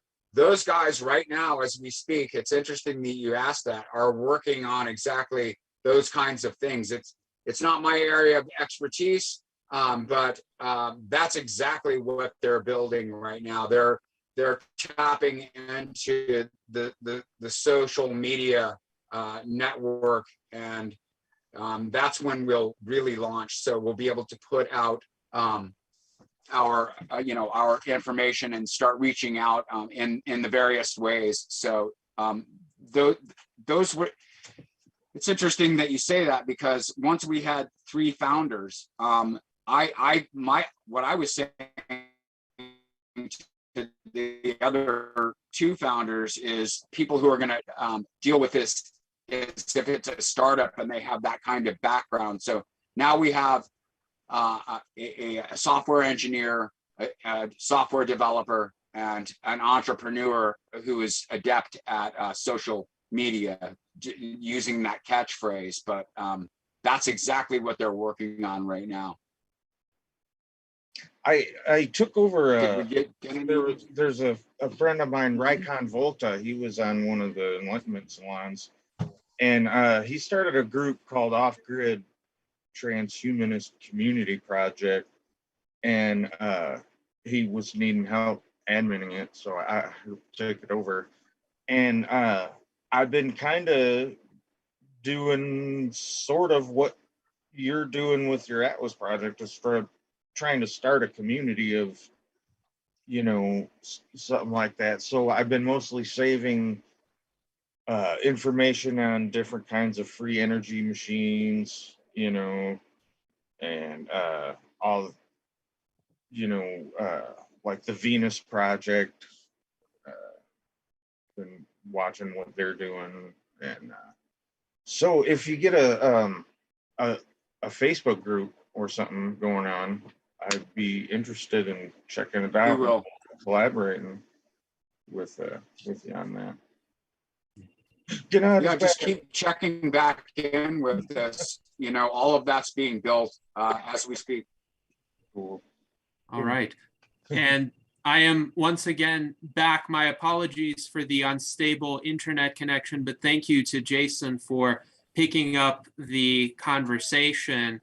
And where I had left off, I wanted to cite a comment from Michael Elliott on the subject of defense. He likes the idea of drone defenders, so perhaps automating some of the defense functionality, but hopefully the drone defenders will still be under human control, because I know a lot of us in the US Transhumanist Party are quite concerned about autonomous killing machinery, essentially, that would take the human decision out of the picture. Now, he also clarified with regard to how far one has to go to enter international waters. And he states to be completely free of legal entanglement, you need to be outside of the exclusive economic zone, which is 200 miles out, or where the continental shelf ends, whichever comes last. Now, 14 miles out would get one to international waters, but the exclusive economic zone puts qualifiers on that. So there are degrees of separation that one could achieve depending on what extent of freedom one would like from whatever the predominant power is in that area. Mm-hmm. So now I'm curious if Art Ramon has any questions or comments regarding anything that has been said thus far. Yeah, actually, my question was on defense, but that's kind of been addressed. Like, you know, suppose you have a Chinese warship and they just say they didn't see you and they plow right through your seastead. You know, you're going to need a pretty powerful weapon to stop an oncoming warship. So yeah, I mean, that's defense is definitely an issue. I was in the Navy, you know, 5.5 years and probably spent 2.5 of that time out at sea. So I'm very familiar with being out at sea. Been to 2 typhoons with 30-degree rolls and, you know, difficult to sleep in your bunk. So I have a lot of experience being out there. I think it was, you have to be 50 miles out to pump bilges. So if you wanted to, say, human waste, pump it overboard, I think, at least here in the States, you have to be 50 miles out to pump bilges. So that's just my experience. No questions, though. Thank you. All right, thank you to Art Ramon. And now let's go to Alexandria Black. I know you had a lot of questions in the chat, Alexandria. Are there any that you would like to emphasize in particular? Oh, I'm trying to remember now. Okay, well, I was asking if the UN has any jurisdiction in international waters, and also,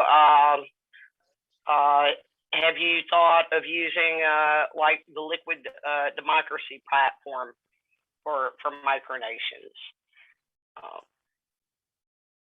I'll just stick with those two. I'm not familiar with the. Yeah, I'm not familiar with the last question. What pertains to that last question, the liquid democracy. Liquid democracy. Didn't I link that? I don't know about that. Yeah, I just don't know about that. Well, I mean, it's funny that seasteaders would use liquid democracy, but it's really more land-based. Yes. So joking or something. I am not familiar with. I have never heard that. I'm sorry. I think Gianotti's facing it now. And you know, your first question, yeah, your first question was about the UN, and again, yeah, United Nations. So, yeah, I mean,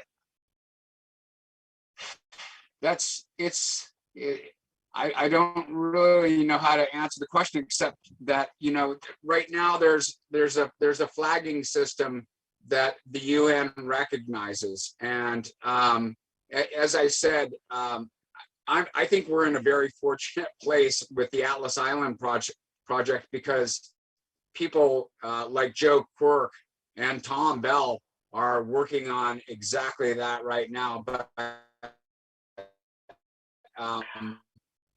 I personally am not that on the ocean. No one owns the ocean, and you can essentially lease a flag. And so there's ways to do this. But I think what Joe Quirk is trying to do is he's trying to get a flagging system where you don't necessarily have to lease it. It's just like I don't understand exactly what he's doing, but they're working on that. One of the reasons, I got to tell you, one of the reasons that I'm personally not that worried about it right now is I see that, you know, it's probably going to take us something like 5 years to get to the marina. Once we get to the marina community, you're looking at another maybe 3 to 5 years until we get on the seastead. That's when I'm going to start thinking about it a lot more. at the present time, I'm not that worried about it for many reasons, but because one of those reasons being that I know that it's possible to simply lease a flag, and it's done commonly. I hope that it seems so answered your draconian, question. though.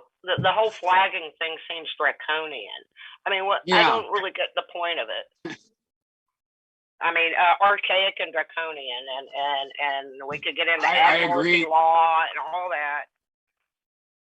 Yeah, exactly. And I couldn't agree with you more. And when I went to that meeting, like I said, my mind was kind of wandering because I agree with you. And I think that's going to change. And that's what we're, after World War II, there were only 50 countries that were recognized by the UN. Well, there's 195. They didn't have anything to do with the formation of those, but eventually they recognized them. So, I personally, I find it almost like kind of annoying that we would have to deal with the UN in the first place. I'm not that partial to that the whole system. Nobody owns the oceans, and people are just gonna have to get used to the idea that people are gonna go out and live permanently on the oceans. So people will adapt is what I'm trying to get at, and I think things are going to change in pretty drastic ways as far as the flagging situation and how that all works. That's my guess now. There's just so much area in there. There's so much uncertainty. You were talking about admiralty. Admiralty, is that the legal admiralty law? Yeah. And it's kind of ambiguous, and a lot of it is vague and uncertain. I remember researching it a bit when I was writing the Micronation Revolution, and particularly when I was doing the chapter on seasteading. And there's a lot of vagueness to it, and I think that's actually kind of a good thing, because everything's not cut and dry, and there's going to be this period of adaptation as seasteads are out there, and then they start to proliferate. That's my guess. So what's going to drive this change, this proliferation and the need to deal with it? I really don't understand what genie's going to make all this happen. Are you saying what's driving a need for the proliferation of micronations in general? You're saying that we have a lot of archaic laws. So what would actually drive the change towards something more friendly towards seasteading? I think because the human race is always reaching further out. As you can see, I mean, just as an example, you had 50 countries recognized by the UN, and now you've got 195. Human beings are always reaching out towards new horizons. So in answer to your question, I think that's just part of that continuum, if that makes sense. People are seeking, obviously for obvious reasons, people are seeking new kinds of ways of organizing and creating and having societies exist. And I mean, the need for it is obvious, because obviously the governments on Earth at the present time are pretty bad. And so that's one of the forces that's driving it.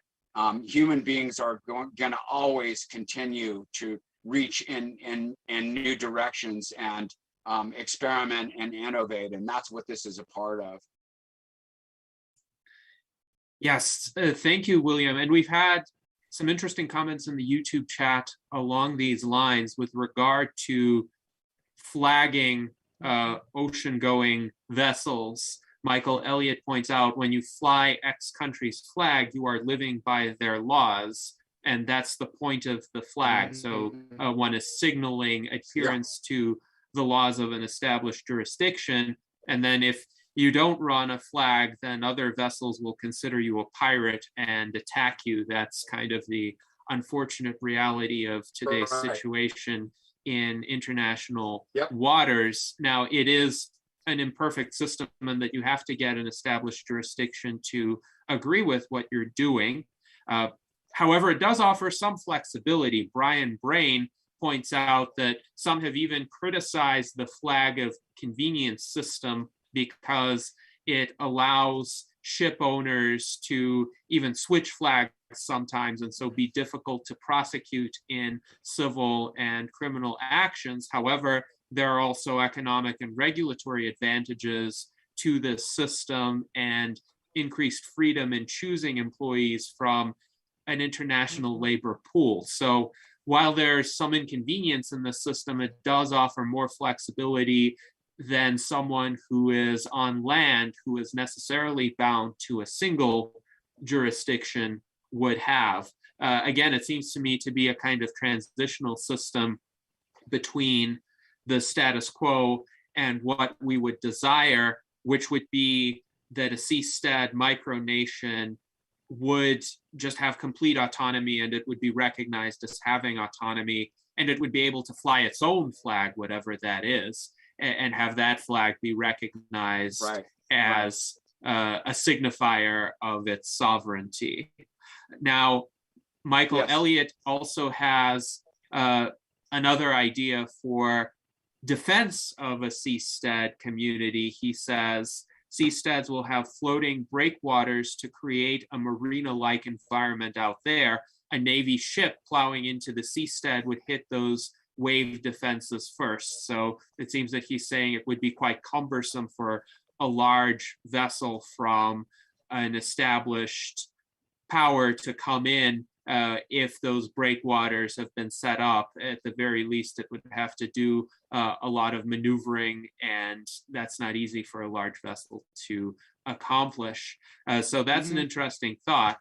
Now, David Wood points out that the defense of individual micronations would still depend on some kind of defense from international laws, as well as what the micronation itself can muster. So he doesn't think that technological or physical defenses would be sufficient. He says that ideas of using the latest tech for defense are vulnerable to being defeated by attackers who also use the latest tech in their armaments. So in the end, politics is needed too. And he says, just as politics is inevitable and we desperately need better politics, so also is geopolitics inevitable and also urgently needs improvement.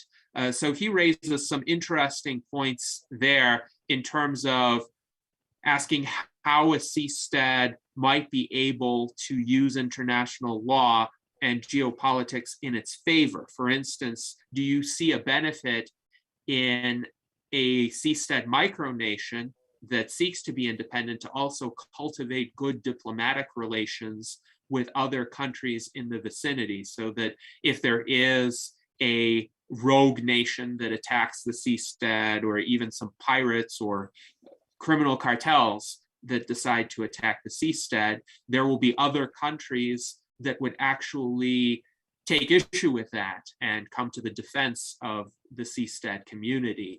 Do you see a possibility of this happening, where the seastead communities would actually become integrated into the international order, and other countries will have an interest to protect them instead of trying to attack them? Yeah, I mean, friendships are going to develop, and they're going to develop because of trade and other things. Again, I mean, I see seasteads as possibly making circuits around to various countries. You're going to find the friendliest countries what they have. their motivation to get along with the seastead has to do with trade and finance, etc. And those things are going to take place. And I think one of the great things about the world is that it's not ubiquitous. There isn't a centralized power. And so therefore, this is a good thing. If there was a completely centralized power, we'd be in big trouble. If it was just China or whatever, you've got these big countries that are in conflict with one another. And I talk about this in the Micronation Revolution and in the areas where I talk about defense is, what you've got is this very interesting situation right now where there's a balance of power. There's reasons that small countries are not being invaded. And it's because of this balance of power. I hate to say it, but nuclear weapons has a lot to do with that. Mutually assured destruction. So it's actually this wonderful thing for something like a micronation revolution to take place, is that you've got these countries that are at odds with one another, and much of the world is not in agreement with a lot. In other words, you've got all these various interests. So this is a good thing, and we're going to find the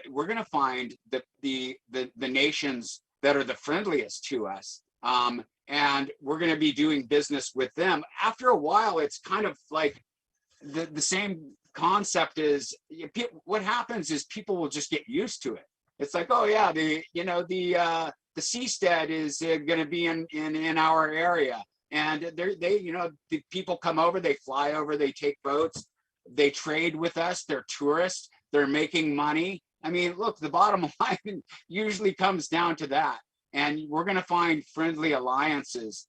And so I think it's good that there's at least 195 countries, and that those countries are not in agreement with everything. So there's no doubt in my mind, as I've thought about this, that we're going to find countries that are very friendly with us, and they're going to want to do business with us. And again, over time, it'll just become normal. Yes. And especially after you get several seasteads, a dozen, many, 100, hundreds, whatever, it's going to be common. And these things will get worked out. The human race is very flexible and innovative by nature. So I expect that these things will work out. But I want to go back and just one more time and say that I'm thankful that there's this kind of balance of power now. There's Russia and China and the superpowers, and it's actually a good thing in a lot of ways, because you're not seeing the invasion of many small countries. It happens very, very rarely. Kuwait comes to mind, and that that stirred up a hornet's nest, the likes of which hadn't been seen for a long time. And there's good reason for that. And it's because of geopolitics and this balance of power. Yes, interesting observations. Thank you, William. And we have some comments in the chat that dovetail with some of your statements. So David Wood also posits whether another scenario is possible in which the various governments of the world will be persuaded to accept the existence of independent sea-based micronations. And William, you've expressed the hope that at least some governments among the 195 in existence today will do just that. And Michael Elliott writes that what will drive people into seasteading is economic advantage, jobs, low cost, and taxes. So indeed, perhaps some of the citizens of adjacent land-based jurisdictions are going to see seasteads as lucrative for that purpose. And if the governments of those jurisdictions perceive a symbiosis with the seasteading community, they'll be more inclined to accept it. Now, there is a thread in the discussion that tries to make parallels between seasteading and space steading. So John H. makes a statement that the sense he is getting is that seasteading really is an enormous undertaking comparable to space steading in its complexities and challenges. And David Wood believes this is a good point in regard to comparing the difficulties of seasteading to the difficulties of space steading. The latter is likely even harder than the former, but the former is indeed very hard too. And I suppose that explains why seasteading is at its current stage. The Seasteading Institute was founded in 2008.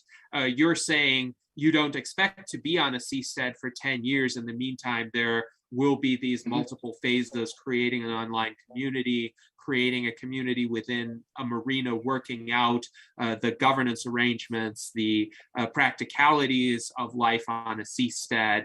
But there are these steps to go through before a viable seasteading community is possible. But Jason is also wondering, do you think in the future people might copy what you're doing with the Atlas Island project and use what you learned from seasteading to conduct space steading initiatives? So it's interesting how there are various responses to this. Some people think seasteading is so difficult that we might as well compare it to space steading. Other people think if seasteading can be made to work, then perhaps space steading can be made to work as well, and we can learn a lot from seasteading and apply it to space. What do you think about that parallel to space steading, and how likely do you think it is that we'll have viable space stead communities this century?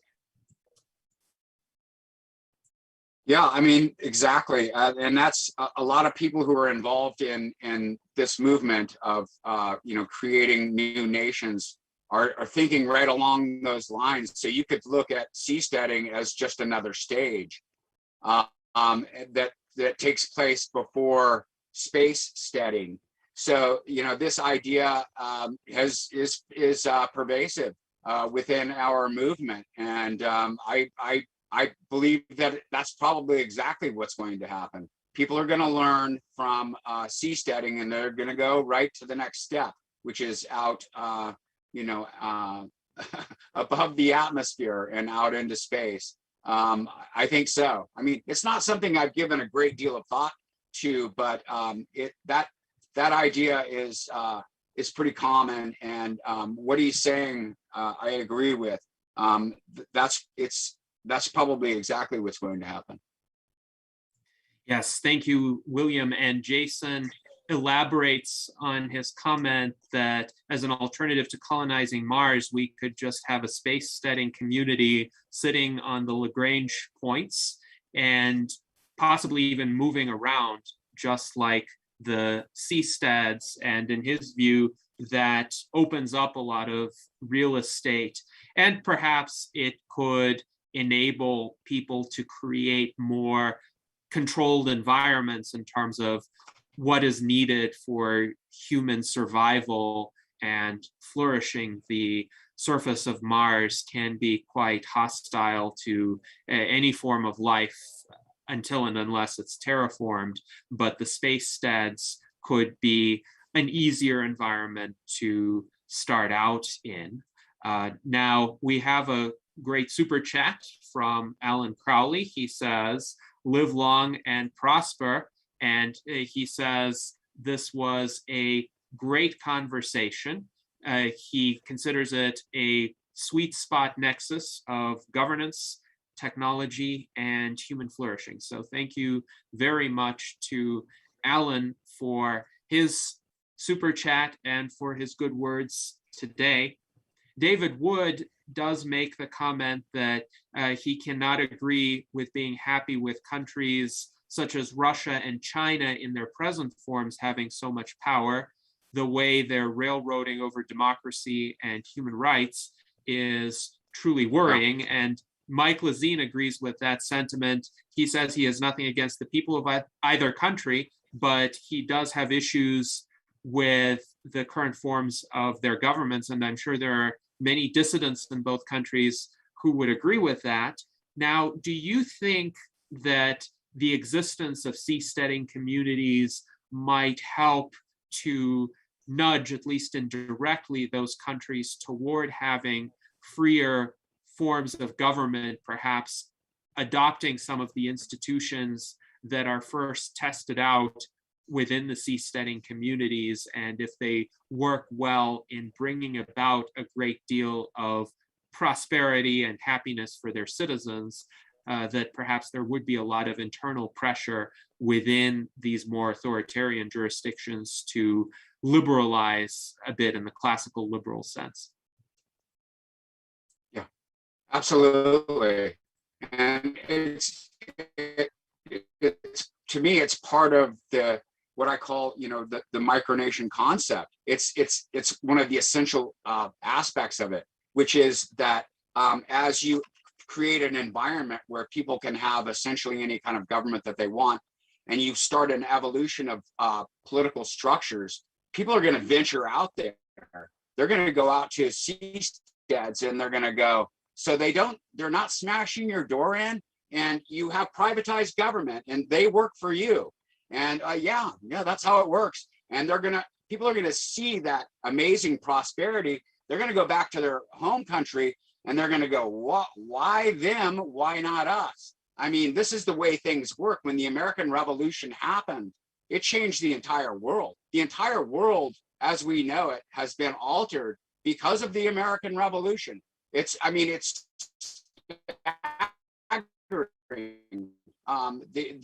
the degree to which the American Revolution had significance in the world, and still does. So this is going to go on. So, in answer to that question, absolutely. And think of it like this as well. It's kind of like an escape valve. If there be people who are sick and tired of what's happening, of being used by this small cadre of criminal types of people, the political class. And so you can't just contain those people. They're going to leave. But another thing that's going to happen is people will go out to seasteads. They'll see that, the way that societies are managed has undergone this vast change for the better. They go back to their home country. So, the question is, do they leave and they go back to a seastead, or do they start demanding that there be change? So that's going to take place.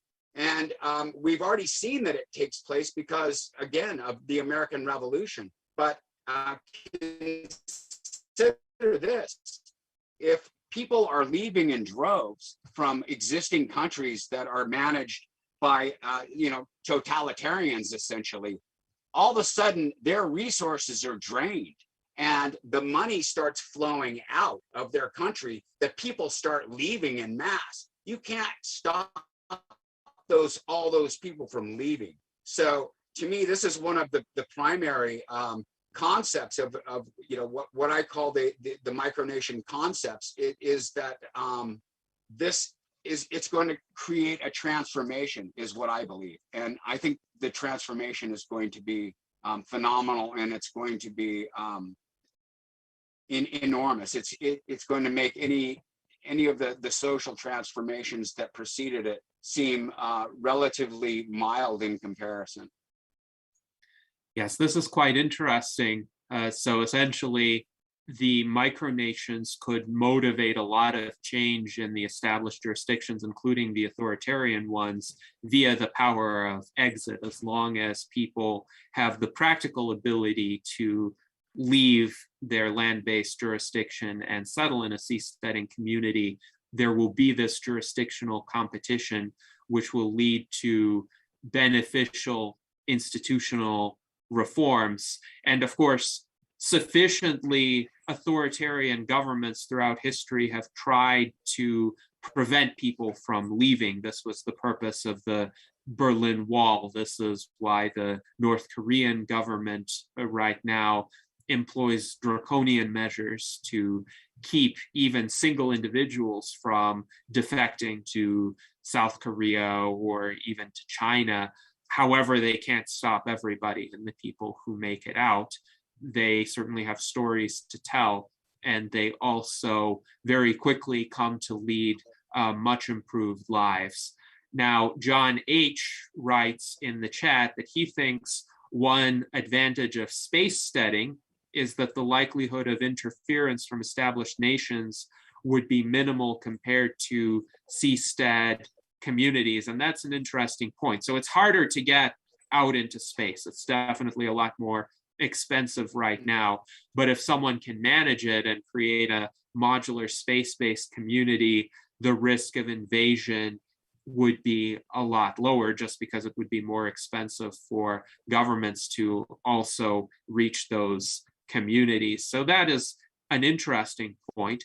Another point that I would be curious to hear you address was made by David Wood, and he refers to the comedy film The Life of Brian, which depicts in the early Judeo-Christian world, essentially in a comic fashion, a lot of sects that existed during that time period. And this was supposed to be like the contemporary time period for Jesus of Nazareth. But I remember there was a portion of that film where the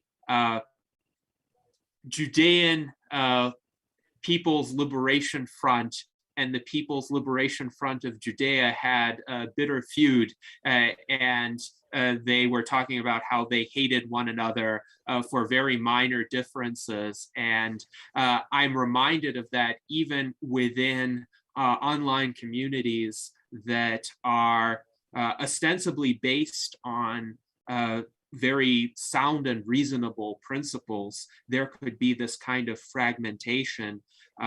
David Wood points out well-meaning groups often do suffer bitter fragmentation. We've had, even in the transhumanist community, certain individuals, detractors, who go off and form their splinter groups, which could be explicitly hostile to what we are doing. So we are the US Transhumanist Party, and for a time there was a Facebook group that tried to impersonate us and called itself the Transhumanist Party US. And we had to essentially file a trademark claim against them to get them to change their name. But that's just an example that really brought up parallels to The Life of Brian for me, because a group with a very similar name could end up acting very differently and perhaps deviate so significantly from the original group's intentions that they could stir up trouble. So in a seasteading context, how do we prevent this kind of bitter fragmentation where an initial community splits because of what can be petty differences, but they're augmented by toxic personalities, for instance, or just personality clashes, people who couldn't get along for whatever reason? How do we keep the community cohesive enough that as long as the general principles are adhered to, someone who has a petty vendetta and axe to grind wouldn't be able to derail it?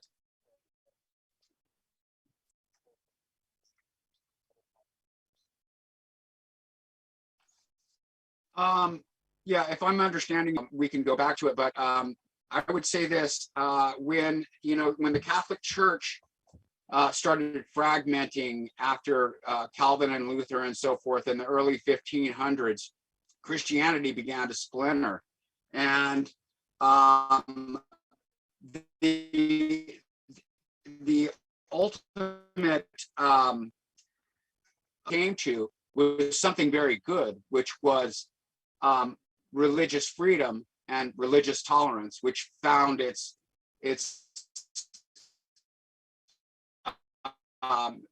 expression in the United States. Said that, you have like Ireland, where you've got the Protestants and the Catholics that were at odds with one another for a very long time. So I would say the overall good of of something splintering and all these various factions going off. We have a historical example, which is the fragmentation of Christianity, and especially finding its not final expression, but it's a very significant expression in the United States. All of that was good. The concept of religious tolerance and freedom of religion, the right of people to practice their religion in any way that they see fit, proliferated in an amazing way. But there's drawbacks. I mean, again, the Catholics and the Protestants, but the overall good was so far outweighs the negative that, to me, that's a good illustration of what happens by diversification. I don't know if that answered your question, but if it didn't, if you can just pinpoint it a little bit more, and I'll do my best to answer it. Well, it's interesting because, yes, religious freedom and tolerance ultimately did come out of the proliferation of Christian denominations in the West. But before this happened, during the Age of Enlightenment, there were about 2 centuries of bloody religious wars. So since the start of the Protestant Reformation up until the early 18th century, really Catholics and Protestants did not get along at all in Europe, and various jurisdictions took sides. So some governments were explicitly Catholic, other governments were explicitly Protestant, and there were decades of wars of religion, which were quite bloody and cruel, in many ways more so than wars fought over conventional geopolitics. And it was only when, during the 18th century Age of Enlightenment, people figured out that instead of having 1 or 2 religious factions that are constantly at each other's throats, it's better to have so many religious denominations and tolerate them all that not one of them becomes dominant and not one of them takes control over the levers of government. But that was a hard-won experience that took 2 centuries of real suboptimal human interactions, to say the least, to reach that. So what I'm curious about is, how could seasteading communities resolve that problem of fragmentation faster, so that if there are differences, and let's say it is necessary for a community to split and some people to form their own seastead micronation, how can that be done without hostilities, without recriminations, without the splinter community maintaining grudges against the original community? Because that, I think, is the worst part of these kinds of splinter tendencies. It's not that somebody leaves or wants to do something on their own, that's fine. It's that when they leave, they maintain this resentment and want to take hostile action against the original community. Yeah, that's a good question. I would say if you're in a seasteading situation, it almost resolves itself, and because we're not land bound. So if the action of, if you have a seastead community with, say, 15,000 people, and there's the sides build up, and you've got the same age old thing of tribalism that starts developing. It's a good thing that one faction says, we're going to go do our own thing. Well, that's a great thing. Now, you're not land bound, so you don't even have to stay in the same proximity. If there's hostility that's lingering hostility, perhaps this seastead goes way over. It's a big world. So in the old world, people didn't have that advantage. They were bound by land. Well, this is one of the beautiful things about the seasteading concept, is that if people have in the same proximity. Yes, indeed. Well, it does help if people aren't tied together by, for instance, proximity on land, though sometimes we do see the same dynamic in online communities where someone feels maligned for whatever reason, and then they don't just leave the group, they keep waging war against the group because they perceive some sort of injustice, but it's not necessarily an injustice in fact, or it's not necessarily something that can be resolved. So there are some challenges there. Alexandria Black is wondering, for any given community, what if we screen for toxic behaviors and have a mediation team? And what if we craft governance to remove bad incentives for misbehavior? Do you think that's possible, for instance, for a seasteading community to have some sort of mechanisms to detect if somebody is likely to act in bad faith at some point in time, or perhaps to have a team of people who might try to resolve these disputes before they escalate into long-held grudges or vendettas or cause a hostile split?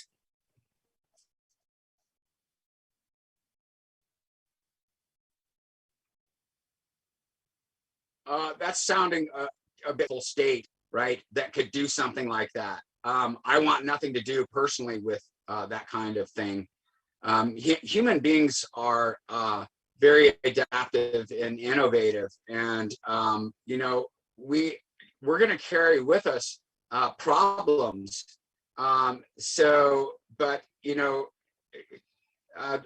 within the context of that question, what he's suggesting to me, you couldn't do that without a very powerful state, and I personally want nothing to do with that. So we're going to have to work these things out, and we'll innovate and evolve. And the problems that we have that exist within us as human beings, a lot of it is innate. So what do that would maybe be something.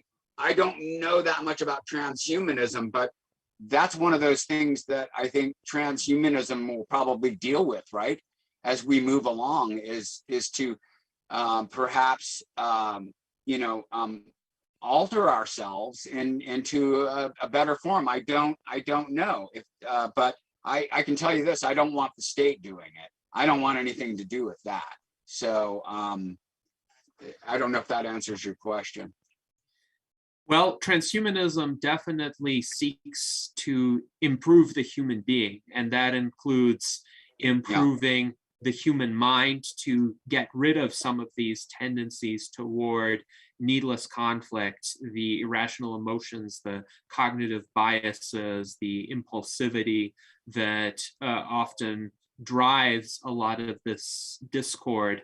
David Wood points out that bitter fragmentation did arise in idealistic communities of all sorts over the centuries, and those idealistic communities could be considered the equivalents of seasteaders of their days. And I've even seen it in the transhumanist community, because for all of our aspirations, we are still human, and we are still saddled with the same kind of evolutionary baggage, and identifying with transhumanist ideas doesn't automatically rid us of that baggage.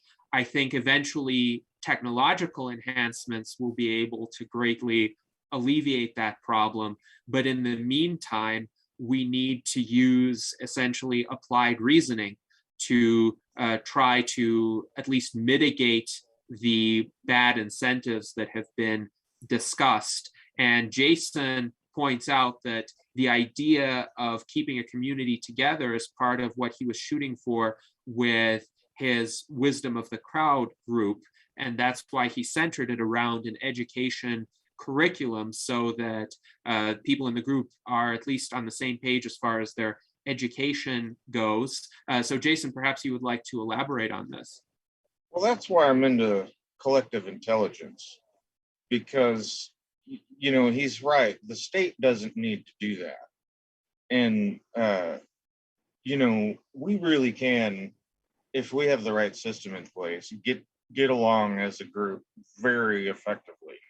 It just depends on how the network is structured.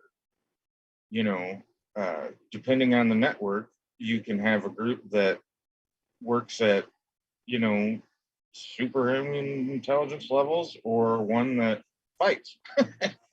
You know, and I think collective intelligence is the answer. I think it's the answer to the AGI problem, because, you know, if AI is part of us and we are one, you know, part of the same thing, then if can't run away from us, it'll have to bring us with them. It'll be mutual beneficial to everybody involved. So yeah, that's why I'm into collective intelligence. That's why I was saying, once you get your, you know, like Facebook groups and stuff going on, let me know and collaborate. You know. Back to you. All right, excellent. Thank you to Jason. And perhaps we could also have Alexandria elaborate what she had in mind with regard to mediation approaches. William seems to think this would involve a state, but I doubt that that's what you had in mind, Alexandria. Probably more of a team of the citizens who are more or less impartial to a particular dispute, but they can help resolve it. Yes, based on the original contracts, what the original agreements were and how they're adhered to. That's about it. Yes, so hopefully that clarifies the idea. William, do you see a place for those kinds of mediation approaches in a seastead community that wouldn't involve a heavy-handed government, but would be more grassroots in nature? If it's voluntary, I mean, that's really what it boils down to. You know, as a classical liberal, it's really all about non-initiation of force. If it's a voluntary situation, then yeah, I'd have to delve more into it. Exactly what are you getting at? But yeah, I mean, it all comes down to it being voluntary. But I think one of the great things about sort of the larger seastead concept is the flexibility that's there, so that you know, again, people are going to have various different differences, and they're going to have various different points of view. And if you've got a system or a situation available to people, then who knows what's going to happen. There's an evolution is going to take place, and in my opinion, that evolution is going to be extraordinarily productive for human beings. But just in answer to your question, it's definitely something that could be tried. And from my perspective, if it's done on a voluntary basis, I have no problem with it. Yeah, all right. Well, I firmly believe that in general, humans are basically good people. That, you know, if you have, you know, the basic system in place to where they can get along, they will get along. You know, people aren't really, you know, so, you know, I got a lot of faith that, you know, I mean, we're social. We've been doing it. That's part of our whole evolution. That's what we do, you know. So I think we'll be all right.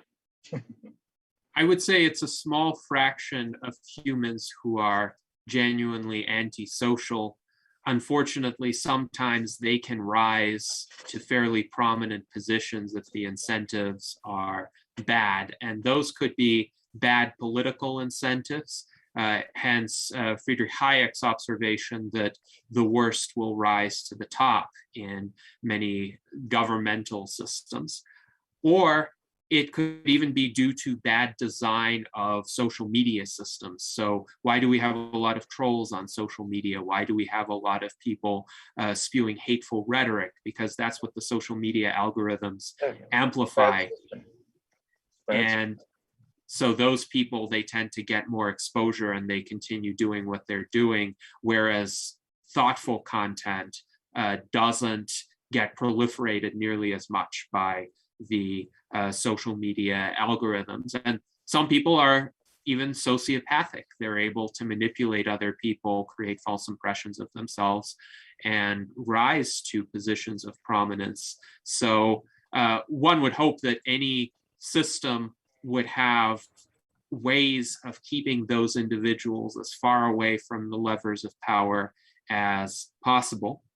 In our YouTube chat, we've had some great commentary from John H., who says perhaps dealing effectively with these all too human destructive tendencies will have to be part of the transhumanist project. David Wood agrees. He says this very definitely is where practical transhumanism can make a big difference. So it dovetails with the conversation that we've had. And certainly I hope in the coming years, innovations will come from the transhumanist community about how to address these issues, even before we have feasible brain augmentations or ways of really altering evolved human predispositions. Looks like you have some thoughts on that, Jason. Yeah, that occurs to me, that this whole idea of psychopaths and narcissists and that, they're possible. Now, David over at HL Lab hasn't really got into detail like this isn't an engineering plan, but I could see the technology has use case in possibly having some solutions to this problem.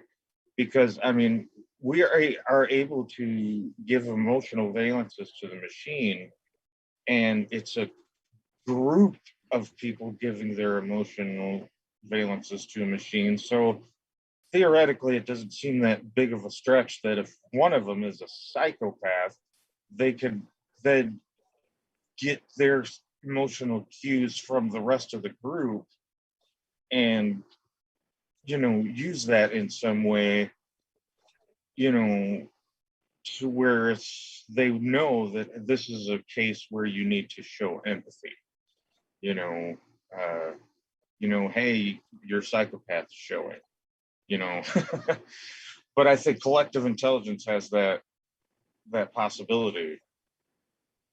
Now that's down the road, and again, there hasn't really been much talk of that as far as over there using up for that, but I could see it's possible. And I did post a link in the YouTube chat to the virtual Enlightenment Salon that we held on May 23rd of this year, discussing Uplift, which is the collective intelligence system that Jason was mentioning. So in Jason's view, this could help mitigate some of the destructive tendencies if one member of the group has some unfortunate proclivities, but everyone else doesn't.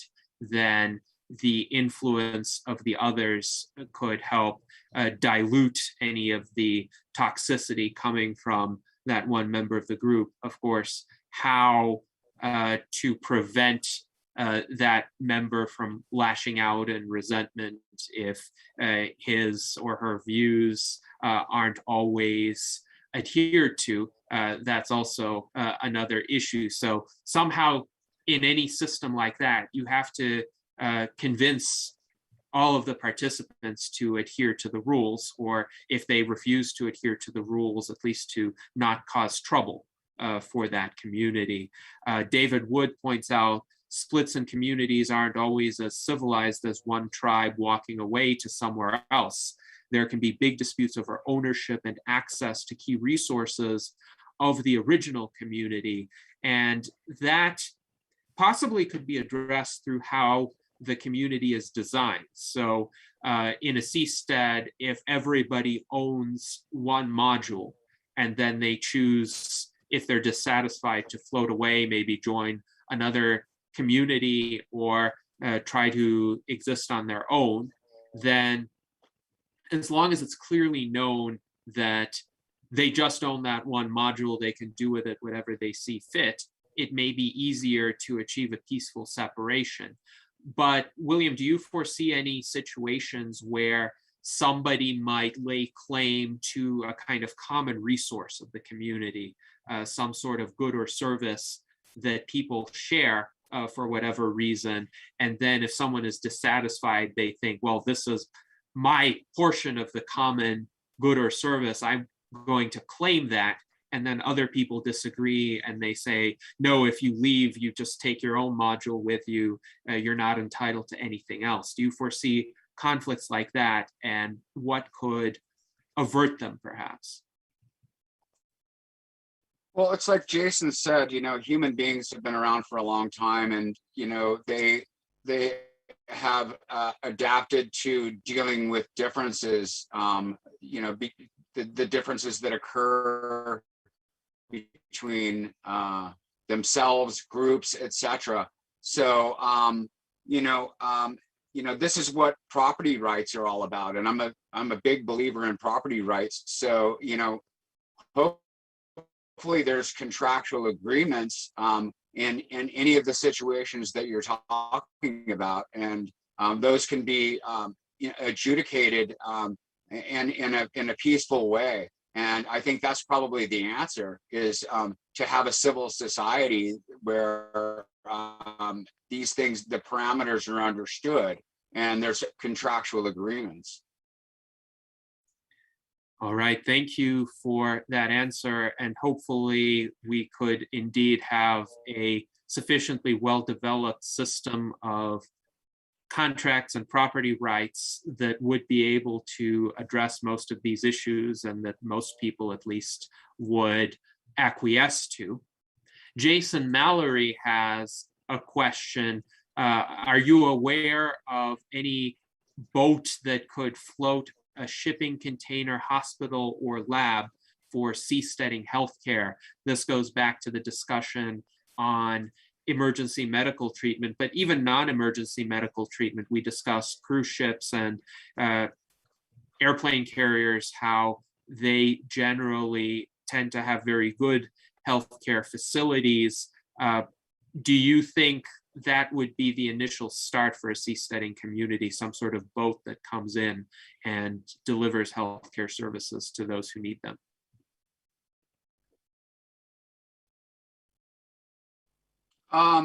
Yeah, I don't know. I mean, like I said, people are,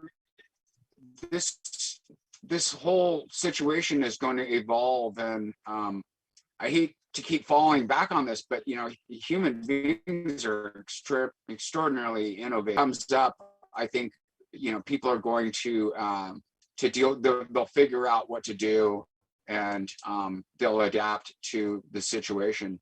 But you were talking about, like, I'm not sure exactly what you're saying. You're saying, are there going to be boats that service seasteads? Was that the idea? Like yes, specifically a hospital unit or something. Right. Yeah, probably. Once you have a bunch of seasteads, if there's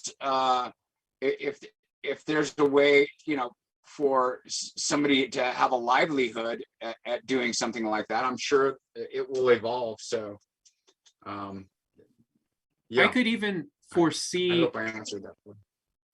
Yes, I think so. I could even foresee some business models where there could be a healthcare-oriented vessel that goes around to multiple seasteading communities and provides care on an as needed basis. Perhaps the owners of that vessel, it could be a group of doctors, decide it's not economical enough to just service one seastead, but they'll have enough patients if they go around to 5 or 10 communities, and they could put them on a schedule, like one day of the week they'll be in this community, the next day they'll be in this other community, and they'll see patients when they get there. So that is one possibility of what could emerge. Now, I'm also wondering, we are coming close to the end of our virtual Enlightenment Salon. Art Ramon, do you have any other questions or comments for William? Yeah, is there any talk of like underwater cities, or is it just strictly gonna stay on the surface? Any ideas, like in science fiction, you have a lot of underwater cities?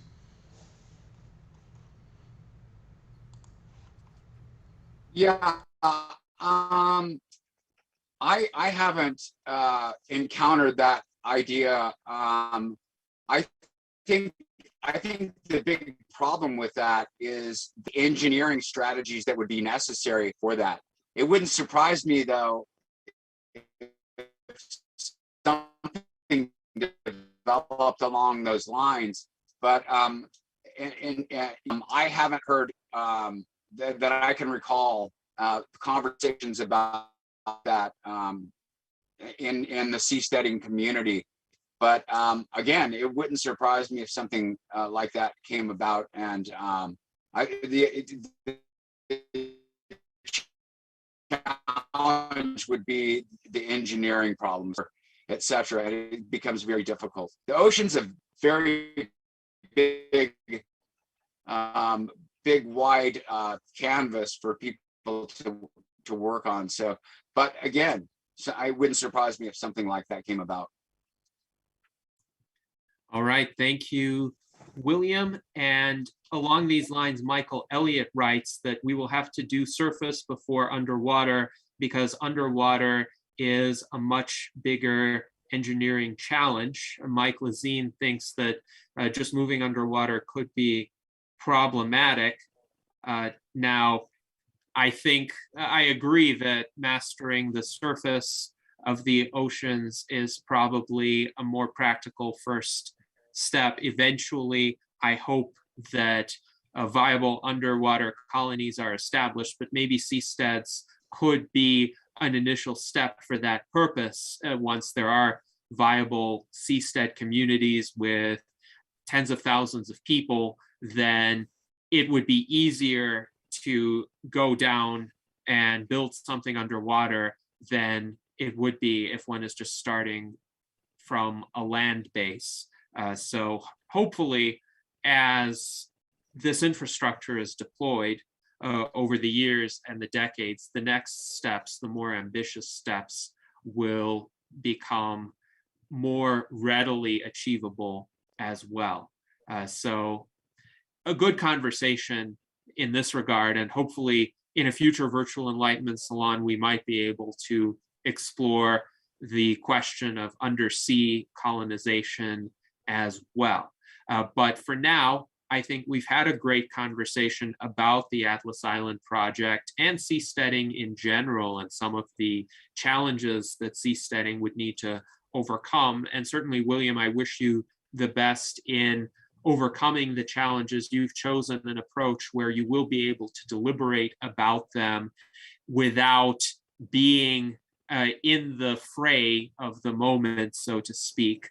So that is an advantage that you have over the American colonists when they chose to form a new government, as you pointed out. And hopefully that means that you will have the benefit of learning from foresight rather than experience, as Frederic Bastiat would put it, because experience is a much harsher teacher than foresight. Now, I would like to give you the opportunity to have the last word in this conversation. What would you like to say that could perhaps add to the discussion or summarize what you think some of the key takeaways are, or mention anything that you haven't mentioned yet that ought to be mentioned.